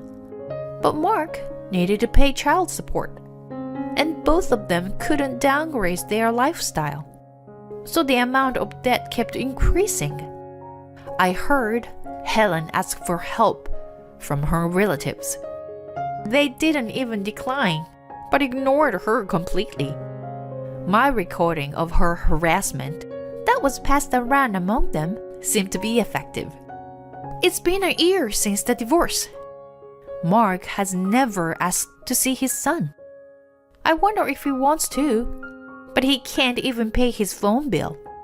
That there's no way for him to get in touch with me. Either way, my son and I are enjoying our peaceful lives without having to deal with him and Helen. I can't imagine raising my son together with them. I'm grateful now that Mark initiated a divorce. My husband of 20 years denied adultery. When I brought the evidence to the court, his face went white. My name is Annie, 47 years old. Since I got married, I had been taking care of my husband, who had never done chores as a housewife. I met John, who was turning 50 this year, at the hospital I worked. It was a common story, our nurse-patient relationship. When his discharge was announced, he asked me out. He was good-looking and well-spoken and knew how to treat a woman. I was still naive back then and immediately fell for him. We had smooth sailing into the marriage afterward. Unfortunately, we weren't blessed with children, and our conversation diminished later in the marriage. But we still went out for special dinners to celebrate birthdays and anniversaries. We weren't lovey-dovey, but an ordinarily middle-aged couple. Again? I sighed disapprovingly in the kitchen. John had been coming home late these few months. He often went to work on weekends too, so our barely existing couple time was becoming non-existent. I stared at an empty notification on my phone. He looked tech-savvy, but he was actually lagged behind and used a senior phone, which of course had messaging apps, email, and call functions. He didn't even have a Nokia before, but he willingly decided to get a smartphone, saying it must have been inconvenient for me. He wanted to master the phone, so he was training himself even in the bathroom for the first 6 months. Considering that, it was a waste of the phone if he didn't use it for the purpose. Not hearing from him didn't mean I could go ahead and finish my dinner. He would have no doubt said, "Where's my dinner?" On the other hand, if I prepared food, "I already had dinner." It was a dilemma. I didn't mean to complain to a husband who came home exhausted from work. It was just a bit sad to have the leftover for my lunch the next day when I cooked it for him with love and care. One day, I got into our car to go shopping. It was normally used as John's private property, which he took to work on weekdays and sometimes on weekends, so I rarely had a chance to drive it. He was unusually at home that day. While he was still sleeping, I planned to drive a supermarket that was having a big sale far out of town. I switched on the navigation and was stunned to see the list of histories. What the heck? Cafe Kitty and Sunrise Aquarium? Wait a minute, I've never been to those places. Moreover, it had been a month since I was in the car last time. I felt the cold sweat running down on my spine. When I found many other histories that didn't sound work-related, I breathed in deep to calm myself down. I took a picture of the screen with my trembling hands. It was 8 a.m. John had come back wasted from a business entertainment at around 1 a.m. He was still in his deep slumber, snoring away. It was the only chance. I liked watching crime dramas, and my favorite characters were crime scene investigators. I pretended to be one and bent over to check under the seats and trash meticulously. I found a long string of curly brown hair and a tiny gold earring in a crack in the seat. Yes, secured, not my hair. I kept my hair short, which was easier to take care of, and John and I didn't have our ears pierced. I felt too anxious to drive, so I canceled shopping. Once I returned inside the house, I started cooking like nothing ever happened. It had been 20 years since I became a housewife. I normally prepared 2 types of breakfast: ironed John's shirts and handkerchief, polished his leather shoes every night, and cooked a healthy dinner and etc. I had mastered everything he wished me to do, yet he betrayed me. I was humiliated and didn't want to believe it. A short while later, John got up. Morning. Which one would you like, a smoothie bowl or eggs and bacon? I had too much to drink last night, so I will have a smoothie bowl. I left a newspaper on a dining table. I served breakfast in front of him, who was reading the papers with a TV noise in the background. I go through the trouble of preparing 2 different meals. What a nice wife I was. It was a usual breakfast scene.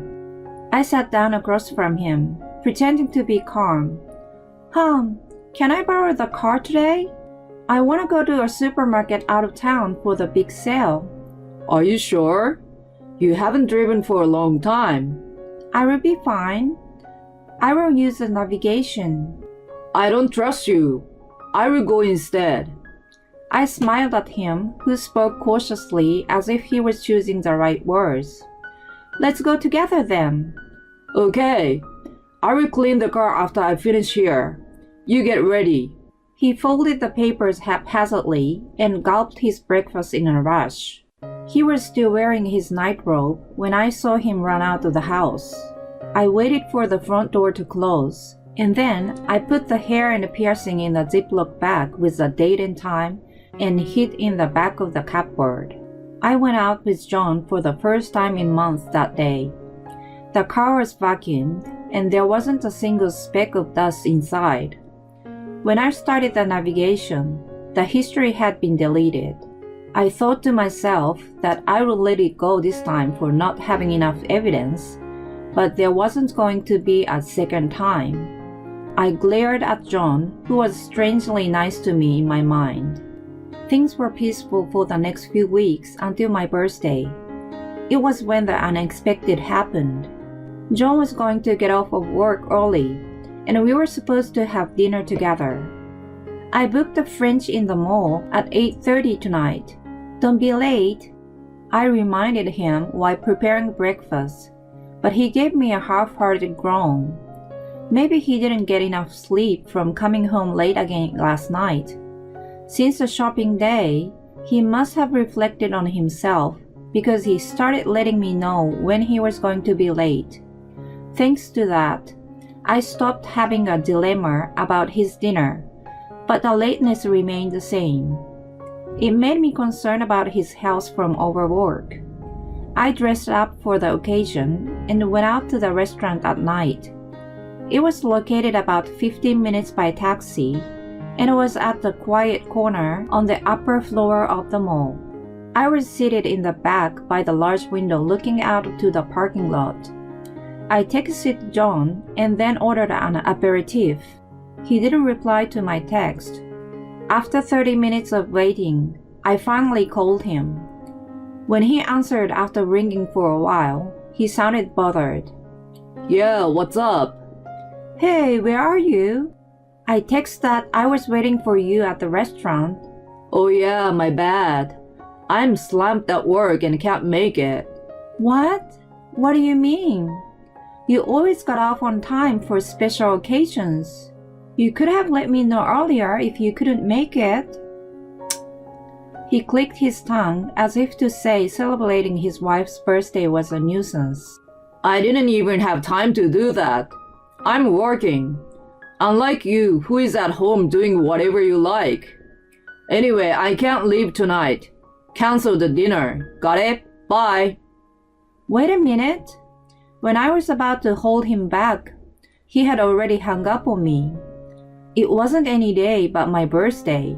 As I gave in, I called my waiter to explain the mishap and told him that I would pay for the pre-booked course. He kindly suggested having dinner alone and just paying for myself. As I contemplated, my phone pinged with a text from John. "Did you cancel?" I was upset with a one-line text without an apology. I sent back a bitter reply. "Yeah, just your part." Then I turned to the waiter. "I will take up on your suggestion, please." Even if I went back home now, there was nothing to eat. Since it was a hump day, the restaurant was only half full. I decided to enjoy my birthday French dinner alone in quiet. I even planned to post my complaints and pictures on social media then. I had been just looking through it almost every day, but that's how it was supposed to be used. John had no interest or knowledge in social media, and it was frustrating sometimes, but I was glad then he was not good at IT in general. I enjoy a beautiful course, tasting every bite and swallowing down with my frustration. I stared out of the window with tipsy eyes, just looking at the cars in the parking. Then I saw a familiar one among them, John's car. A stranger walked toward it. I was totally stunned by what my eyes saw in the next few seconds. An elegantly dressed young woman with an unmatched supermarket echo bag and long curly hair got in the car so naturally. The alcohol in me evaporated in a second. I scurried to record on my phone, but it was too late. The car drove away in the opposite direction from our home. There was a strip of bars and an old bowling alley in that direction, and also a motel. My anger started to simmer. It was a moment that turned what had been vague to clear. My phone got a ping. John wrote, "I will be back in 2 hours. No need for dinner." It was a familiar message, but since I caught the scene, it just angered me even more. I should have made him sorry the other day. It was my fault for giving him a benefit of doubt. I quickly paid my bill and got in a taxi to home. I tried to call John several times, but he never picked up. I texted him to come home soon, and as soon as I got back in the house, I threw my phone on the sofa. I waited for a while for him. Then he finally showed up carrying his usual demeanor and passed me a supermarket echo bag. "Hey, sorry to miss the dinner. This is for you." Inside a big bag, there was a piece of cake with a discounted price tag. If it was a normal time, I could have laughed, but I was fuming instead. "What were you doing?" "Huh? I was working." "What kind of work is picking up a young girl and driving away?" "What?" I threw back the bag with the cake at him. I went to grab the Ziploc from the cupboard, and then shove it into him. "I found these in your car. You are cheating on me. I want a divorce." He was flustered, and I was determined to get the truth. But I was astounded by what he had said next. "What are you talking about? Where is your proof?" "What?" "Here, this is." "And?" He shouted at me so loud. I flinched, to which he grinned as if to say he won. "I guess these were from the colleague I gave a ride to once. What I'm asking is if you have evidence that I'm having an affair." "I saw unusual histories on your car navigation. I took a picture of it. And I saw you tonight. I only canceled your part and had my dinner there. I saw from the window your car picking up a woman in the parking." He deliberately let out a long sigh. "What you saw on the navigation is from when I was looking for a place to take you. And a car you saw wasn't mine tonight." "Yes, it was." "Show me your proof. If you insist, you must have a picture." "No." The moment I hesitated, he punched a wall. "You get hysterical and accuse me of cheating when I'm so tired from work, and even disregard me for doing the least I can do. How can you be like that without concrete evidence? You should be ashamed of yourself." His outburst left me speechless. Seeing me stunned, he sat back on the sofa as if he was done with it. I'm not giving you a divorce. I want to take a bath. Get to it now. You better not forget to polish my shoes too. Fine. I knew it was pointless to argue with him. As soon as I turned my back to him, I heard his chuckles. The 20 years we got built together were falling apart. At the same time, my feelings toward John were freezing. I could only feel my anger and frustration. I carried out the tasks he had demanded in silence, and then, when he had fallen asleep, I packed basic things, took a spare key to the car, and left the house. It was dawn when I got to my parents' house. I explained my situation to them, who welcomed me back without a question. A few hours after I arrived, John called me. You, where are you? You're the worst wife, just taking off like that. It wouldn't have happened if you weren't having an affair. Drop it. I'm not divorcing you. Come back now. You are supposed to take care of me for the rest of your life. Something in me exploded. I was just a useful servant to him. His servant called the affair, but she wasn't supposed to meddle with it. If he didn't want to come out clean, then I had a plan. I was going to make him regret not owning up to his responsibility. Okay, I will get a lawyer.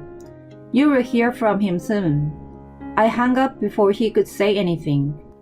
I wasn't gonna let him get away with it easily at this point. It made no sense to not demand alimony for adultery. I squeezed my phone tightly and called an office of a private detective. The day of the arbitration arrived a few weeks later. Of course, I had prepared well with my lawyer for this. John, on the other hand, was going to present himself. It was a great turn of the event for me. He must have thought that he could easily pressure me to submit to him like the other day, but I wasn't going to let that happen. I knew how well-spoken he was than anyone else. The arbitrator wasn't supposed to be influenced, but who knew if John wasn't going to try? I gladly accepted to face him. He showed up looking quite disheveled at the meeting. His shirt and pants were wrinkled, and shoes were unpolished. It seems his mistress wasn't good at chores as I expected. The second he noticed me, he called out my name desperately and blubbered his love to me. Living alone must have gotten to his head. It was such a performance of his life. The arbitrator was astounded and watched him for a little while. When I knocked her with a cough, she finally silenced John. She asked me to present first, but it was John who opened his mouth. I quietly stopped her, who tried to quiet him. He declared his love and his faithfulness to me. He never cheated, was in love with me, and we always celebrated our anniversary over a special dinner. John's tearful plea was mixed with fact, which made it sound somehow realistic. I was quite annoyed. When the arbitrator finished with John, she turned to me. Now, can you please present your case? There was untruth in John's claim, his adultery. I had done the best I could to take care of him. His adultery is a betrayal. I asked for a divorce, that's all. I told you I never cheated on you. You better prove it. He really wanted to see the evidence. I was ready to give them to him. Firstly, please take a look at this. This is a picture of the car navigation histories that gave me suspicion in the first place. It's a print out of the picture. I also found a string of hair and piercing in the car on the same day, and John smirked at the evidence as the arbitrator wasn't looking at him. I opened my PC and faced the screen toward the arbitrator and John. This is a social media account of John's mistress. Huh? It seems like he has hidden his marital status from her, so she has been posting every outing with him. John's smirk disappeared. The arbitrator stretched her arms toward my PC. May I? Sure, please. The arbitrator scrolled the page as she inspected the posts. It was just a lucky guess. I realized that most of the car navigation histories was a photogenic spot. I thought there might be pictures of John and his mistress in the background and searched social media with a little hope. I didn't have a gut to contact a private detective at that point. I was just looking for any proof. As I expected, there was a large amount of data, and I finally found an account after consuming a lot of spare time I had as a housewife. There was a post with a comment. I went for a drive with my mature boyfriend. I'm sad to lose my piercing though. Let me know if someone finds it. She considerately uploaded a picture of the same piercing I had found in the car. The owner of the account had the same style of hair and the same coat she wore when I first saw her. There were other contents that fit perfectly with the histories of car navigation, and some images with a figure of John without the face. I was certain it was his mistress. Too bad I already had hired a detective at this point. Well, the moment I found this, I immediately informed him. The arbitrator looked at John coldly. This is not an affair. It's strictly a business relationship on my side. She is the one misunderstood the fact. I ignored his excuses and produced more evidence. Dozens of pictures that came from my detective were laid out on the table. John didn't need to excuse himself anymore after I left, so he seemed to take the opportunity to spread his wings. I heard it was so easy to take pictures of them, such as going into a motel room, visiting his mistress at her house, and taking her into our home. Most of all, there was one picture that caught my eye. I mumbled, "Wolf," and showed the image. A 50-year-old middle-aged man with a collar and leash was ecstatically worked by a young woman in a park. The arbitrator clearly showed her disgust. Every time John rushed to grab the nighttime walk photo, I retrieved another one taken from various angles. I looked into his eyes and said, "Wolf, Wolf, stop it! They're not for your entertainment." "So should I send these to your office?" "No! Wait! And now, here's another one. If I may comment, you shouldn't use the car as a motel room." I showed the result of a lab test. I gave the spare key to my detective and had him swap the seats in the car. As expected, there were bodily fluids that validated his adultery. Or do you guys like to drive around without your underwear? Either way, it would be wise not to. I smiled at John, who was red-faced and trembling. "Did you enjoy the evidence?" Shell-shocked, he muttered some swear words and hung his head in despair. A poor puppy. From then on, the arbitration proceeded in a decent manner. In addition to the division of property, it was decided that I was also to receive a hefty alimony payment for his betrayal in a long-standing marriage. I expected that. After everything was decided, John blurted out something. "I will let you have a divorce. Even after paying you all that, I still got a house. I will marry my young and pretty girlfriend. We'll live a modest life, and she would slowly but surely learn to take care of the house." "What are you talking about? She's leaving you." "Huh?" When she posted about the relationship on the social media, it's obvious that she is dating you without knowing you're married. I mean, who would make such brazen posts knowing her boyfriend is married? Her contact information was easily obtained on social media. I reached out to her through the detective before arbitration. She was told by John that he had a girlfriend he wanted to leave and had no idea he was married. He just wanted to show off to the public. My mature boyfriend is hot and confirm her status in society. Well, if she knew the truth, she wouldn't have posted on social media. But that didn't change the fact that she tried to steal a guy from another woman. She said she was going to spread the fact on her social media, and also She wasn't going to see you again. No way.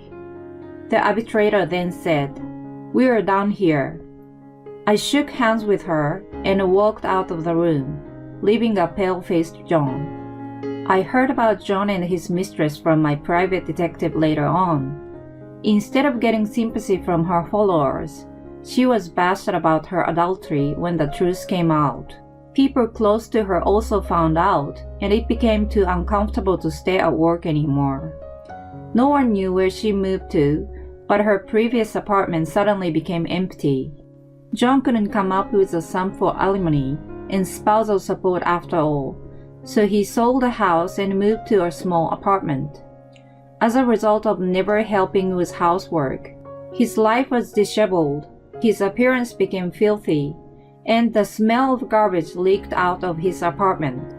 As a result, his colleagues stayed away from him, and his bosses were disgusted that he was demoted and moved to a dark corner of the office. From what I had heard, it sounded like he'd be working even after his retirement. As for me, I managed to find a job in a small hospital near my parents' house. Having 20 years of blank on the job is huge. Although I struggle with the latest equipment, I'm blessed with kind colleagues, and I'm living a fulfilling life. The alimony was used to renovate my parents' house for their future. I'm supposed to inherit it anyway. Above all, my parents, who are getting older, will have a difficult time if it remains as is. It's an old single-story house, but my parents were overjoyed when the interior was redecorated and became cozier. The cost of the private investigation had reduced my savings, but I don't regret it. I can still work hard and make money again. I want to buy a car for the convenience of commuting and shopping when I save up enough money. Of course, if I have a boyfriend in the future, I won't use the car for anything other than its intended purpose. My husband and his mother went on a trip to Hawaii and left me and our daughter. It would be a waste of time to save money for a girl who will not even be an heir.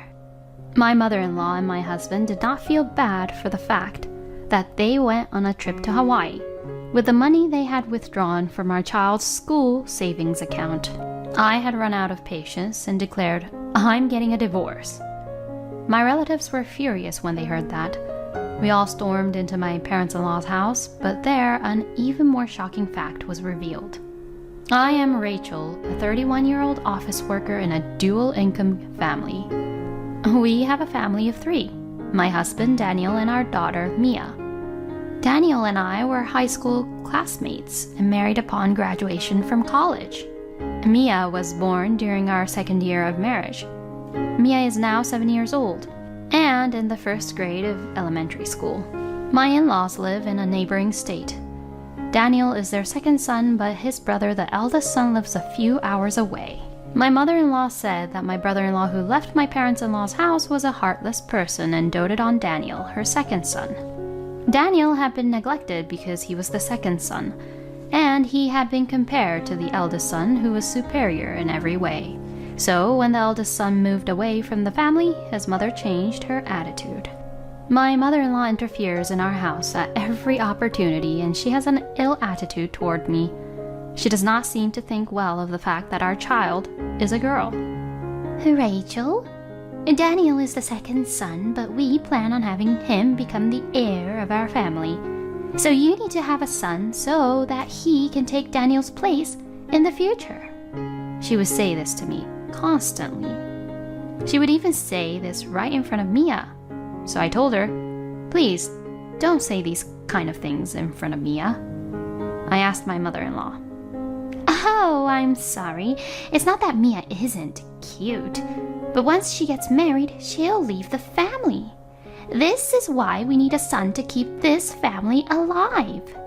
I couldn't get anywhere with her. Mia cried as she listened to this conversation. "Am I not needed because I'm going to get married one day?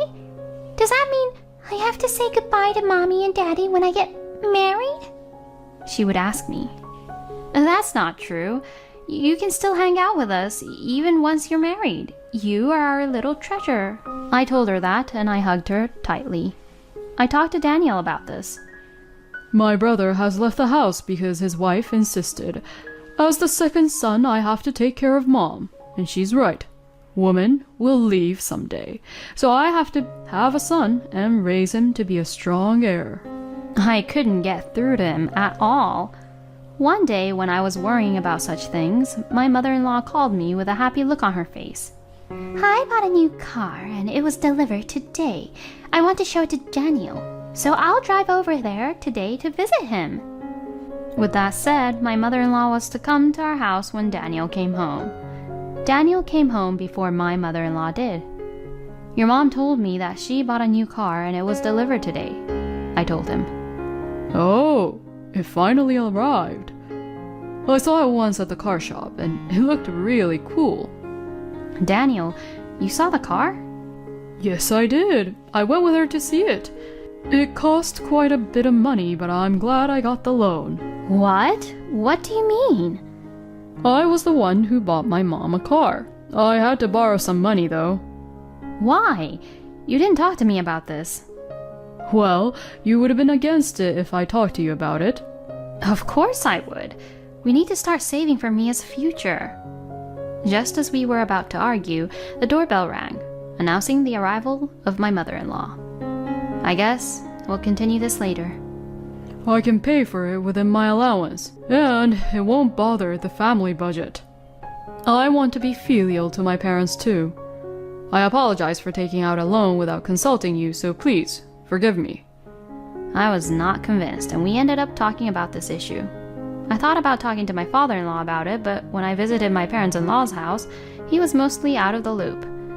Above all, I didn't have any father-in-law's contact information, and even if I wanted to visit their house, it was impossible to know when my mother-in-law would be gone. Although the pressure from my mother-in-law to give birth to a baby boy did not change, I was spending my days peacefully without any major events.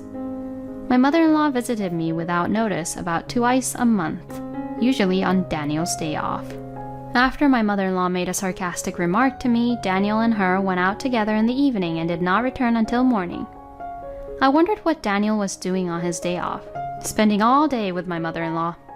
I was concerned, but I was working from home on my days off to compensate for Daniel's extravagance, and I thought he was taking his mother out of the house, who was toxic to Mia as well. I let this go, thinking this was for the best. I couldn't even take a proper vacation, and I felt bad for Mia. I worked hard every day to try to make ends meet. However, just before Mia started elementary school, something shocking happened. It was one day at the end of the year, 1 week before New Year's Eve. Daniel announced that he and my mother-in-law were going on a trip to Hawaii. The timing of this announcement was such that we could not even cancel the trip with a departure date just 3 days away. I was so surprised that I raised my voice and questioned Daniel about it. What are you thinking? You didn't even talk to me about it, and on top of that, going on a trip with just your mother? Well, Mom's health has been getting a little worse lately, and this may be the last time we travel overseas. Mom really wants to go to Hawaii for New Year's Eve. Why doesn't your mother and father just go themselves? Didn't you at least think of taking me and Mia with you? No, because with my allowance, I can only afford tickets for me and my mom. Daniel's slurred answer left me with no energy to speak.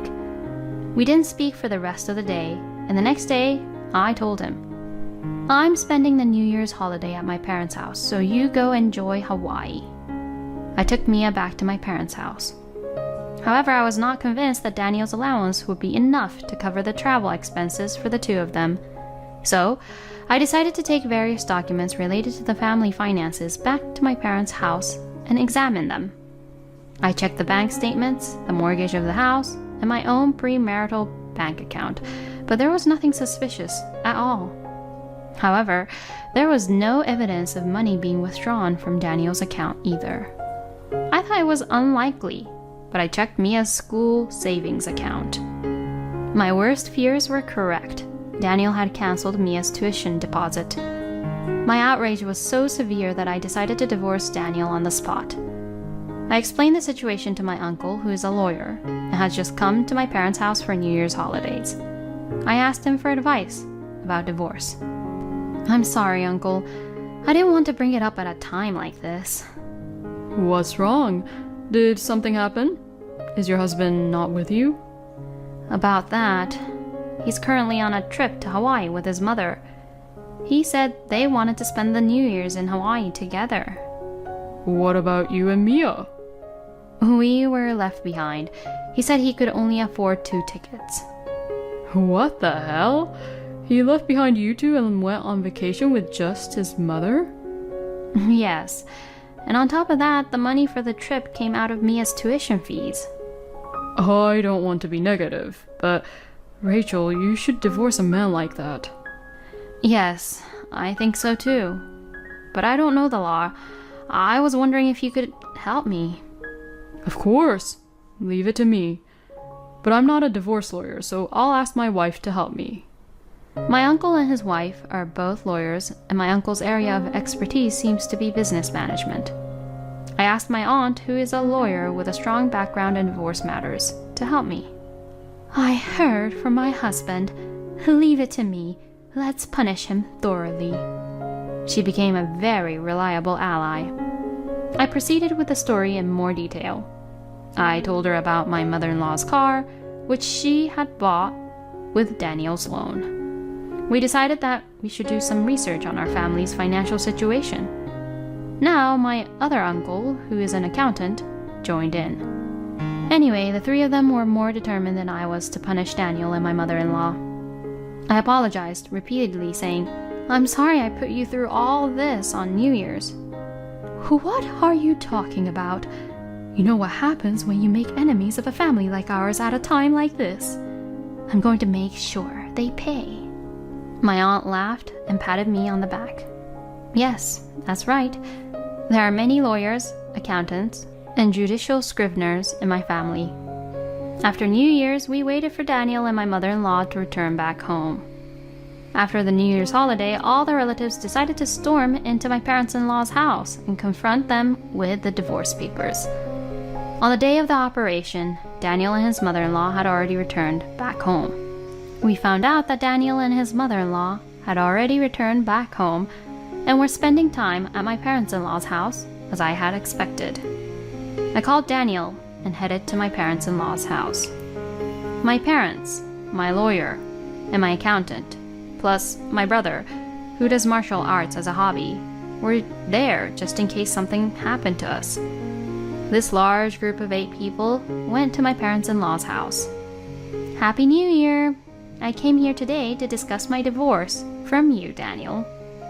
I'm here to discuss it with your parents as well. What a way to start the year. I told you, I'm sorry for being selfish. That's about the trip you took with your mother, isn't it? Daniel, where did you get the money from for your travel expenses? What? From my allowance? You're lying. You canceled Mia's tuition fees without permission, didn't you? You went there with that money, didn't you? How do you... Don't just show up here with all these people and say whatever you want. My son doesn't need a wife like you. You're never going to have a baby boy anyways. You took most of Daniel's salary for the girl, and it mostly went towards her tuition, right? So it's none of your business what he does with it. My mother-in-law interrupts me. With all due respect, the salaries of 2 married people become joint property. It can't belong to only one of them. To my lawyer uncle who defended me, my mother-in-law says, Shut up, you outsider! She yells. Before my aunt could open her mouth to say something in reply, my father-in-law, who had been airing his grievances for so long, spoke up. Enough! I already know everything. I didn't think you would go this far. You're selfishly using the money from your grandchild's future. We're getting a divorce too. Daniel, you will inherit nothing. What? What's wrong with you all of a sudden? Yeah, honey. It's all their fault. No, it's not. They did nothing wrong. In fact, I'm really sorry for all the pain we've caused you. Saying this, my father-in-law apologized to me. Hey, honey, pull yourself together. You're the one who needs to pull yourself together. I told you, I know everything. Did you have a good time in Hawaii having fun with the younger men with all that money that was meant for our grandchild? Finally, my father-in-law shouted loudly and pulled out a few pictures from his pocket. There was my mother-in-law at the airport, arm in arm with a young man. Next to him was Daniel, holding hands with a woman. What is this? I don't know anything about this. No, this is all a misunderstanding. Daniel and his mother had been using Mia's tuition money to go on double dates with their lovers. They even went to Hawaii. In fact, at New Year's, my uncle contacted my father-in-law to inform him about my divorce. My father-in-law, upon hearing the news, apologized in tears and told us that he too was divorcing his wife and that he was going to liquidate his property so that he would not give it to Daniel and my mother-in-law. He told me that he wanted the property to go to his eldest son and daughter-in-law and his granddaughter, Mia. When my mother-in-law and Daniel went out together, they didn't come back until morning. They told me that they had gone out together to a bar area and then went to their favorite bars. I told my aunt and uncle about this too. They said they wanted me to take care of the formalities over there too, using various methods. I had them put it all together for me. What misunderstanding? Treating your family like this? You're insane to go on an overseas trip and leave your family alone. I'm divorcing you. And I'm disowning Daniel. Wait a minute. Daniel and my mother-in-law, looking pale and desperate, pleaded with my father-in-law. My aunt, who is a lawyer, and my uncle opened their mouths. Unfortunately, we will not wait for you. We have a claim for alimony related to the divorce and a claim for usury. We are the ones who will be taking care of the request against the two of you. The sale of the house in your father's name will be completed next month. We are also proceeding with the property procedures. We have also contacted the eldest son, and we are planning to contact him in the future. He will take care of your father from now on. How could you? Why didn't you say anything? It's because you didn't listen to me. You bullied our eldest son's wife and kicked her out of this house. And now you're causing trouble for our second son's wife and her child. Don't you know anything about shame? I've spoken with my sister-in-law. She also says she doesn't want to have anything to do with you guys. She agreed to this conversation on the condition that we completely distance ourselves from you.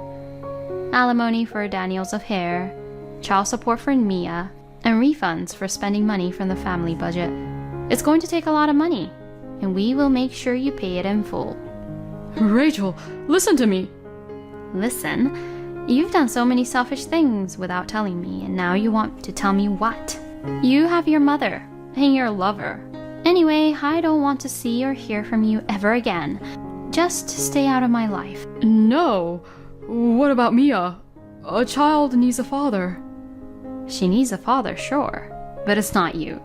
A man who neglects his family and spends all their money, I can't call someone like that a father. I said these words and left my parents-in-law's house. The rest was taken care of by my remaining relatives. When I was about to leave my in-laws' house, Daniel chased after me. My brother and cousin seized Daniel when he grabbed my arm and dragged him back into the house. This was the last time I saw Daniel. Later that day, the divorce was finalized, and a little later, I received news that my ex-father-in-law sold his house and rented a small house in the town where my ex-brother-in-law and his wife live. I heard that my ex-brothers-in-law were actually going to take them in their home, but my ex-father-in-law said, I couldn't stop my wife from picking on our daughter-in-law. I couldn't ask you to take me in. I have money for my own retirement, so I will live comfortably on my own. And he declined their offer. However, the children at my ex-brother-in-law's place seemed to love their grandfather. They always go and play at their grandfather's house after school and then go home. My ex-brother-in-law also seems to be enjoying this because his children could not see their grandfather because of my ex-mother-in-law. And my ex-brother-in-law's wife, my ex-sister-in-law, and I got to know each other through this one incident. We often get together during long vacations to let our children play with each other. The last time I saw Daniel was that day. Mia herself refused to see Daniel. When I was not around, my ex-mother-in-law and Daniel repeatedly said to Mia, "If only you were a boy." Mia was traumatized by this. She was afraid that they would say such words to her again, so she refused to see Daniel. When Mia grows up, she may want to see him again, but until she says that, I won't let Daniel see Mia. My ex-father-in-law sold his house, so Daniel ended up taking care of my ex-mother-in-law. They are living together in the house where our family used to live. However, since we were both working, taking in my ex-mother-in-law who has no job has meant that the family income has gone down while his expenses have gone up. My ex-mother-in-law started working part-time at a local supermarket. Daniel also started working part-time at night. The reason I know this is because a neighbor witnessed this and was a good friend of mine, contacted me to ask what happened. I explained the whole thing to him. I don't know what happened after that, but in that neighborhood, I'm sure they're struggling to survive. Furthermore, it seems that my mother-in-law had fallen in love with a young man and had even borrowed money to pay him off. She is now piled with debt. According to my aunt, they will both go bankrupt before long. I rented a house near my parents' house and live with Mia. My brother and parents love Mia very much and often take her to play with them on holidays. My brother, who's a bachelor, said, I'm not thinking of getting married at all, and I don't want to have children of my own. But I don't know if it's because of that, but Mia is really cute and I would do anything for her. He takes Mia to his work barbecues and lets Mia play with children her own age. I once asked Mia if she misses her father. "Even though I don't see him, I don't miss him at all because I have uncles, grandparents, and grandma," she said.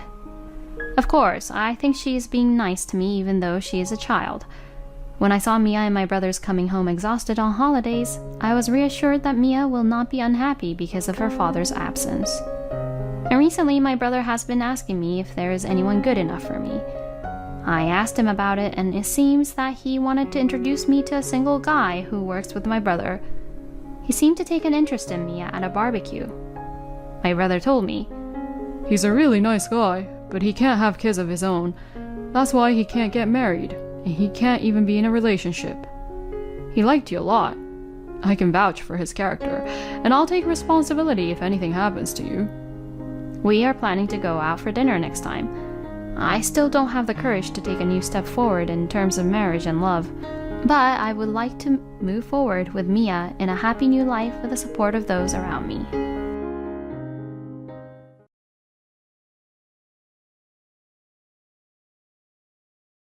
My name is Kathy. 2 years ago, I married Samuel, a co-worker of mine. We got married 2 years ago, but Samuel and I had been dating for 3 years before that.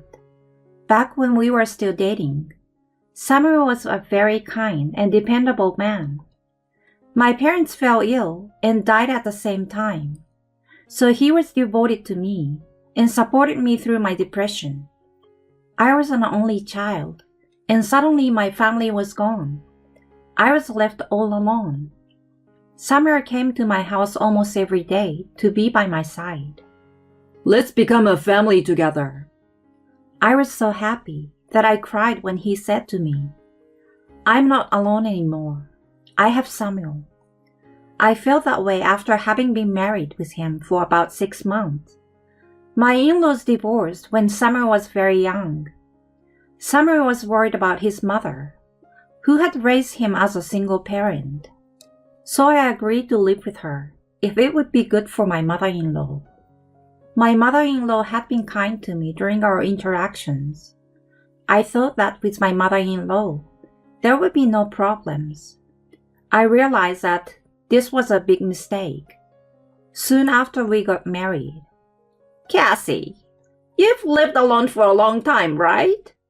Why are you so incapable of doing housework? Soon after I got married, I quit my job and became a housewife.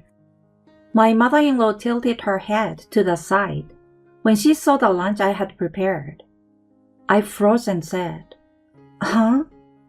absent-mindedly. My mother-in-law sighed and held her head in her hands. You know, you've been working for a company, so maybe it's excusable. But now that you're a housewife, it's your job to do the housework. You have to do it perfectly. What is this? This food looks like leftovers.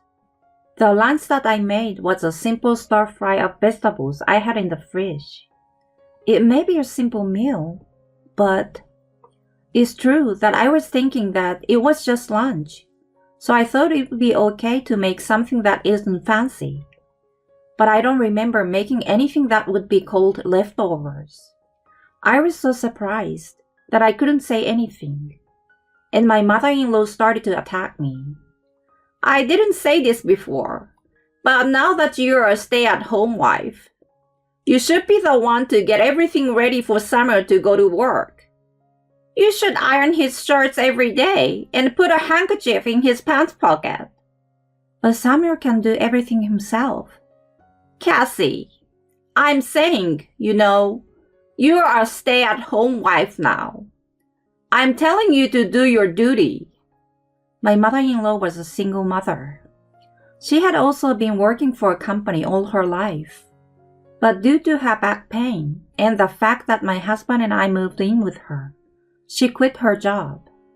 That seems to be why she was concerned that I was neglecting my job as a full-time housewife.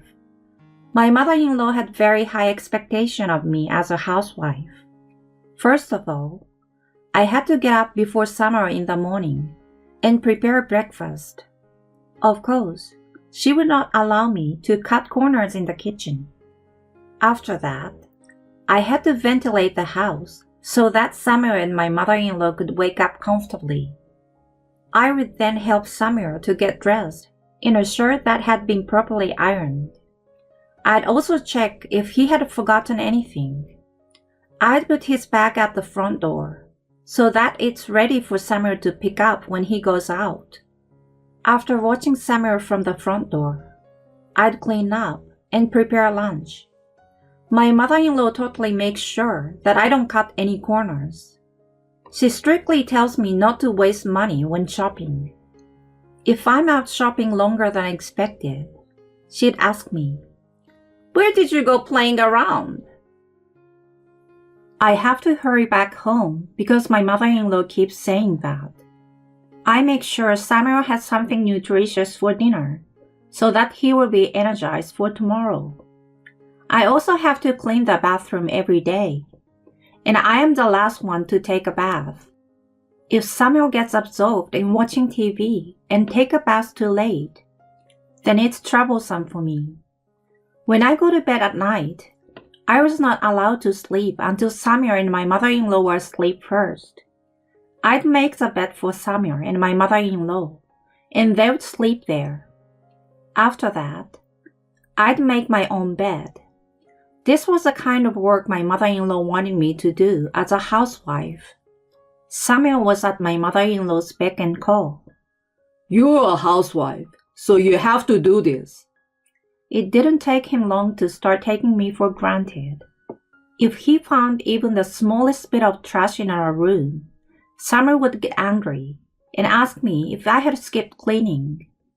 And if I didn't rub his shoulders when he was tired from work, he would get angry and say, "You don't look after me at all, do you?"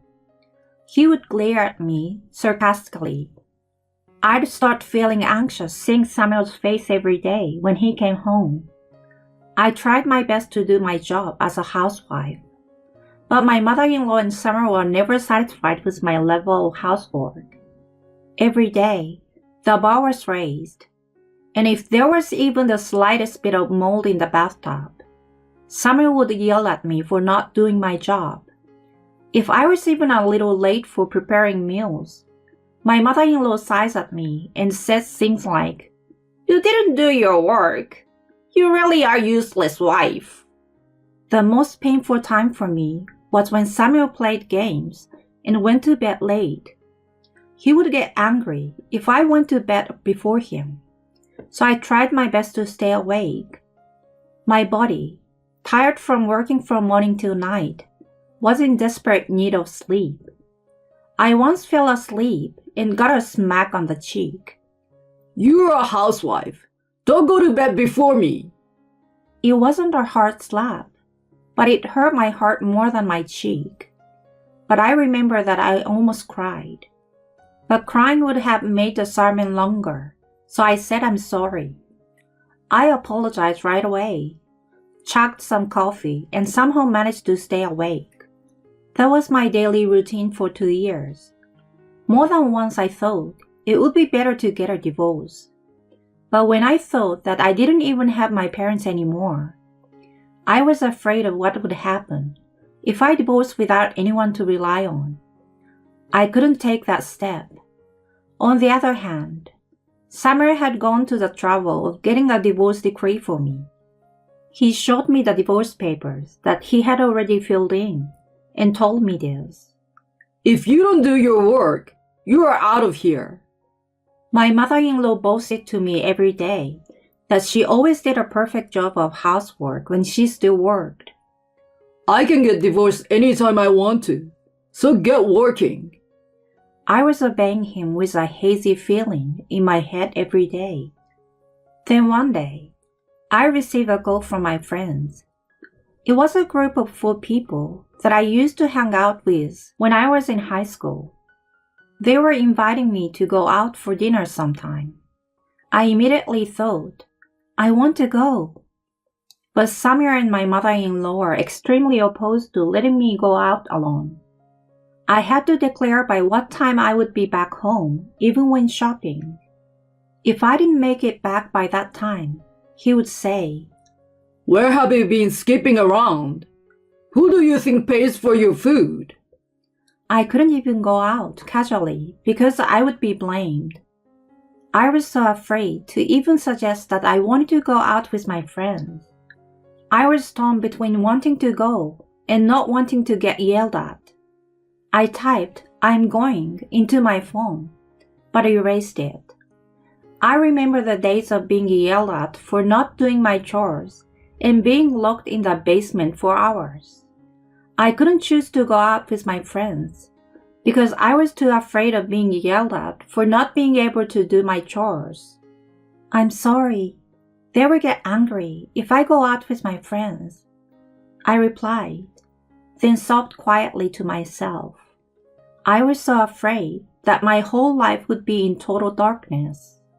I was so afraid of this that I could not stop crying. A few days later, Samuel, who was going on a business trip, ordered me to buy a gift for his friend. I was allowed to go out for a longer shopping trip than usual. I said to my mother-in-law, "I'm off," and told her when I would be back. This was to be the beginning of a change in my destiny. Samuel had told me which store to go to, which was a bus ride away. I arrived at the store feeling deeply moved by the bus ride I had not taken for a long time. I was about to leave when I heard a voice call out my name. I turned around and saw a friend of mine from high school, who was a freshman at the time. "Irene?" "Oh, it's you, Cassie. What's wrong with you? You've lost so much weight. You don't look well at all." Irene came running up to me, patted my bony shoulders, and looked worried. "It's true. I've lost a lot of weight since I got married." "Are you on your way home from shopping?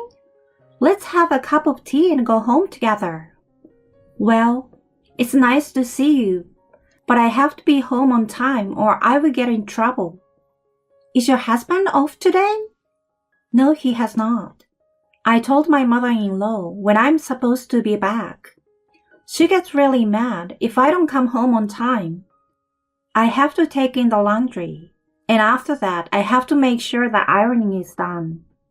She gets mad at me if I don't make dinner. She's always getting mad at you, huh? Yes, I'm always getting yelled at all the time. When I couldn't chuckle properly and just smile subtly, I thought, hey, when was the last time I laughed? Irene thought for a moment and gently gripped my hand. Let's have tea after all. How's life been, Kathy? We're all worried about you. If she gets mad at you, I will go home with you. Oh, Irene took me to a cafe, and I looked at the clock on the wall. I was fidgeting the whole time. Irene must have thought I was in an unnatural situation. She asked me in detail about it. As a housewife, it's only natural for you to do this kind of work. You're an incompetent wife. I had always been told that I was a useless wife.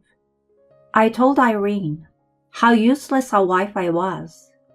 Irene listened to me without saying a word, and before I knew it, her voice was choked with tears.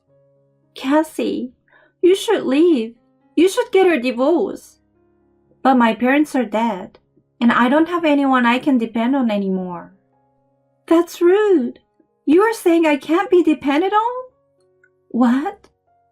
I said in a stupid voice. Irene, smiling at me, looked like an angel at that moment. You can count on me. Get a divorce. It's okay to take revenge lightly. I will definitely protect you. At that moment, I felt like I had found the light at the end of the dark tunnel. The dark cloud that had been hanging over my head lifted. I felt as if a ray of sunlight had shone through. I felt so refreshed. I talked with Irene for a while after that. I bought Chinese food for dinner and went home. Naturally, Summer and my mother-in-law were furious with me. I felt neither sad nor horrified. That evening, I prepared Samuel's luggage for his business trip the next day. He was going on a 3-day trip, so I should have packed enough clothes for him. I only put in one pair of underwear. I also put a cup of bottled drink inside to give it some weight. The next morning, Samuel left for his business trip with it without any questions. I was deeply moved to think that this was the last time I would see Samuel. Farewell. I said a few words to Samuel's drinking bag. I took the carry-on bag I had packed for myself. I entered my mother-in-law's room without knocking. I'm not allowed to enter my mother-in-law's room except for cleaning. My mother-in-law glared at me sharply and seems to notice that I was carrying a large bag. She looked at me suspiciously. Gina, I have tried very hard to be a housewife, as I believe it was my duty. But I'm not a slave to you and Samuel. 2 years in this house has driven me insane. I'm awake now, and I'm going away. It sounds like you are telling the truth about being lazy. What are you talking about? Get on with your day's work. I won't listen to you anymore. I'm divorcing Samuel, so from now on, we'll be strangers. Then I showed her the divorce decree. I think she finally realized the gravity of the situation. Summer's been talking a lot about this. I can divorce you anytime. Summer's signature was the only thing on it, but now it is signed by me. Kathy, did you talk to Samuel? I can't believe you are suddenly divorcing him. My mother-in-law was more confused than angry. I suppose it must have been a terrible blow to her to lose me, her slave. I found it strangely exasperating, and I was all smiles. Well then, I said cheerfully, and left my mother-in-law's room. Wait a minute! I won't allow you to divorce without my permission. There's no rule that says I need your permission. I'm an adult and a human being. Who's going to do the housework from now on? As I put on my shoes at the door, My mother-in-law stood in front of me with a desperate look on her face, which made me laugh. I don't know anything about that. I'm already a stranger to you and your son. Goodbye. I pushed my mother-in-law out of my way and go out the front door. Irene was waiting for me in her car. My mother-in-law is looking at me like she's in a daze. Oh, you must be the mother-in-law who has been bullying Kathy, the one we've heard so much about. Who are you? I'm a friend of Kathy. I'm a lawyer. Kathy has decided to get a divorce. She's going to file for alimony, etc. So please be prepared. Yes, actually, Irene is a very accomplished lawyer. She's going to mediate between me and Samuel, and she's working to make sure that I get paid for everything that I've been through. I went inside Irene's car, lowered the window, and gave a big wave to my mother-in-law. Goodbye. Please tell Samuel to get a wife he can use this time. Irene started driving, just as I cheerfully said my parting words. My mother-in-law stood in front of the house with her jaw open. I was enjoying watching her getting smaller and smaller. Once we arrived, I filed the divorce papers. I was invited to stay at Irene's house that night.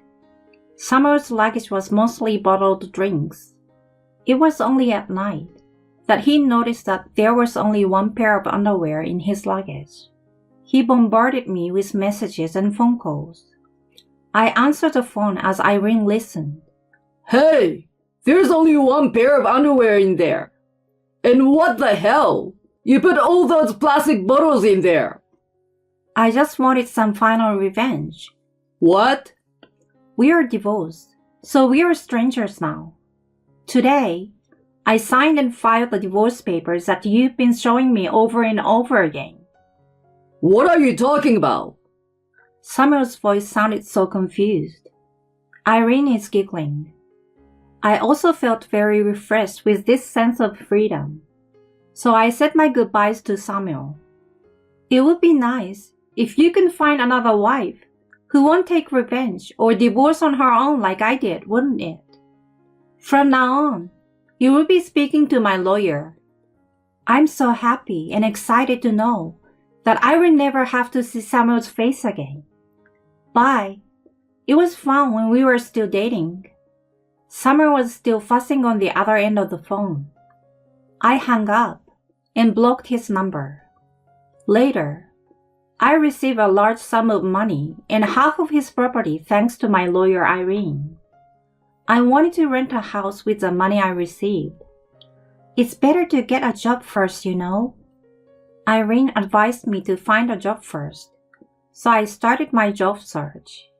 After I found a job, I thanked Irene and started living alone. Summer and my mother-in-law were very angry that they had no one to do their chores now that I was gone. Summer was wearing a really sloppy shirt. Maybe he couldn't even iron them himself. Irene laughed in amusement. Now that I have a fresh start in life, I'm so happy. When I think about my marriage, where I had to take orders all the time, I realize how great it is to be able to make my own decisions. I am so glad that I was able to meet Irene again at that time. We still go out to eat together frequently, and I'm very grateful to Irene for that.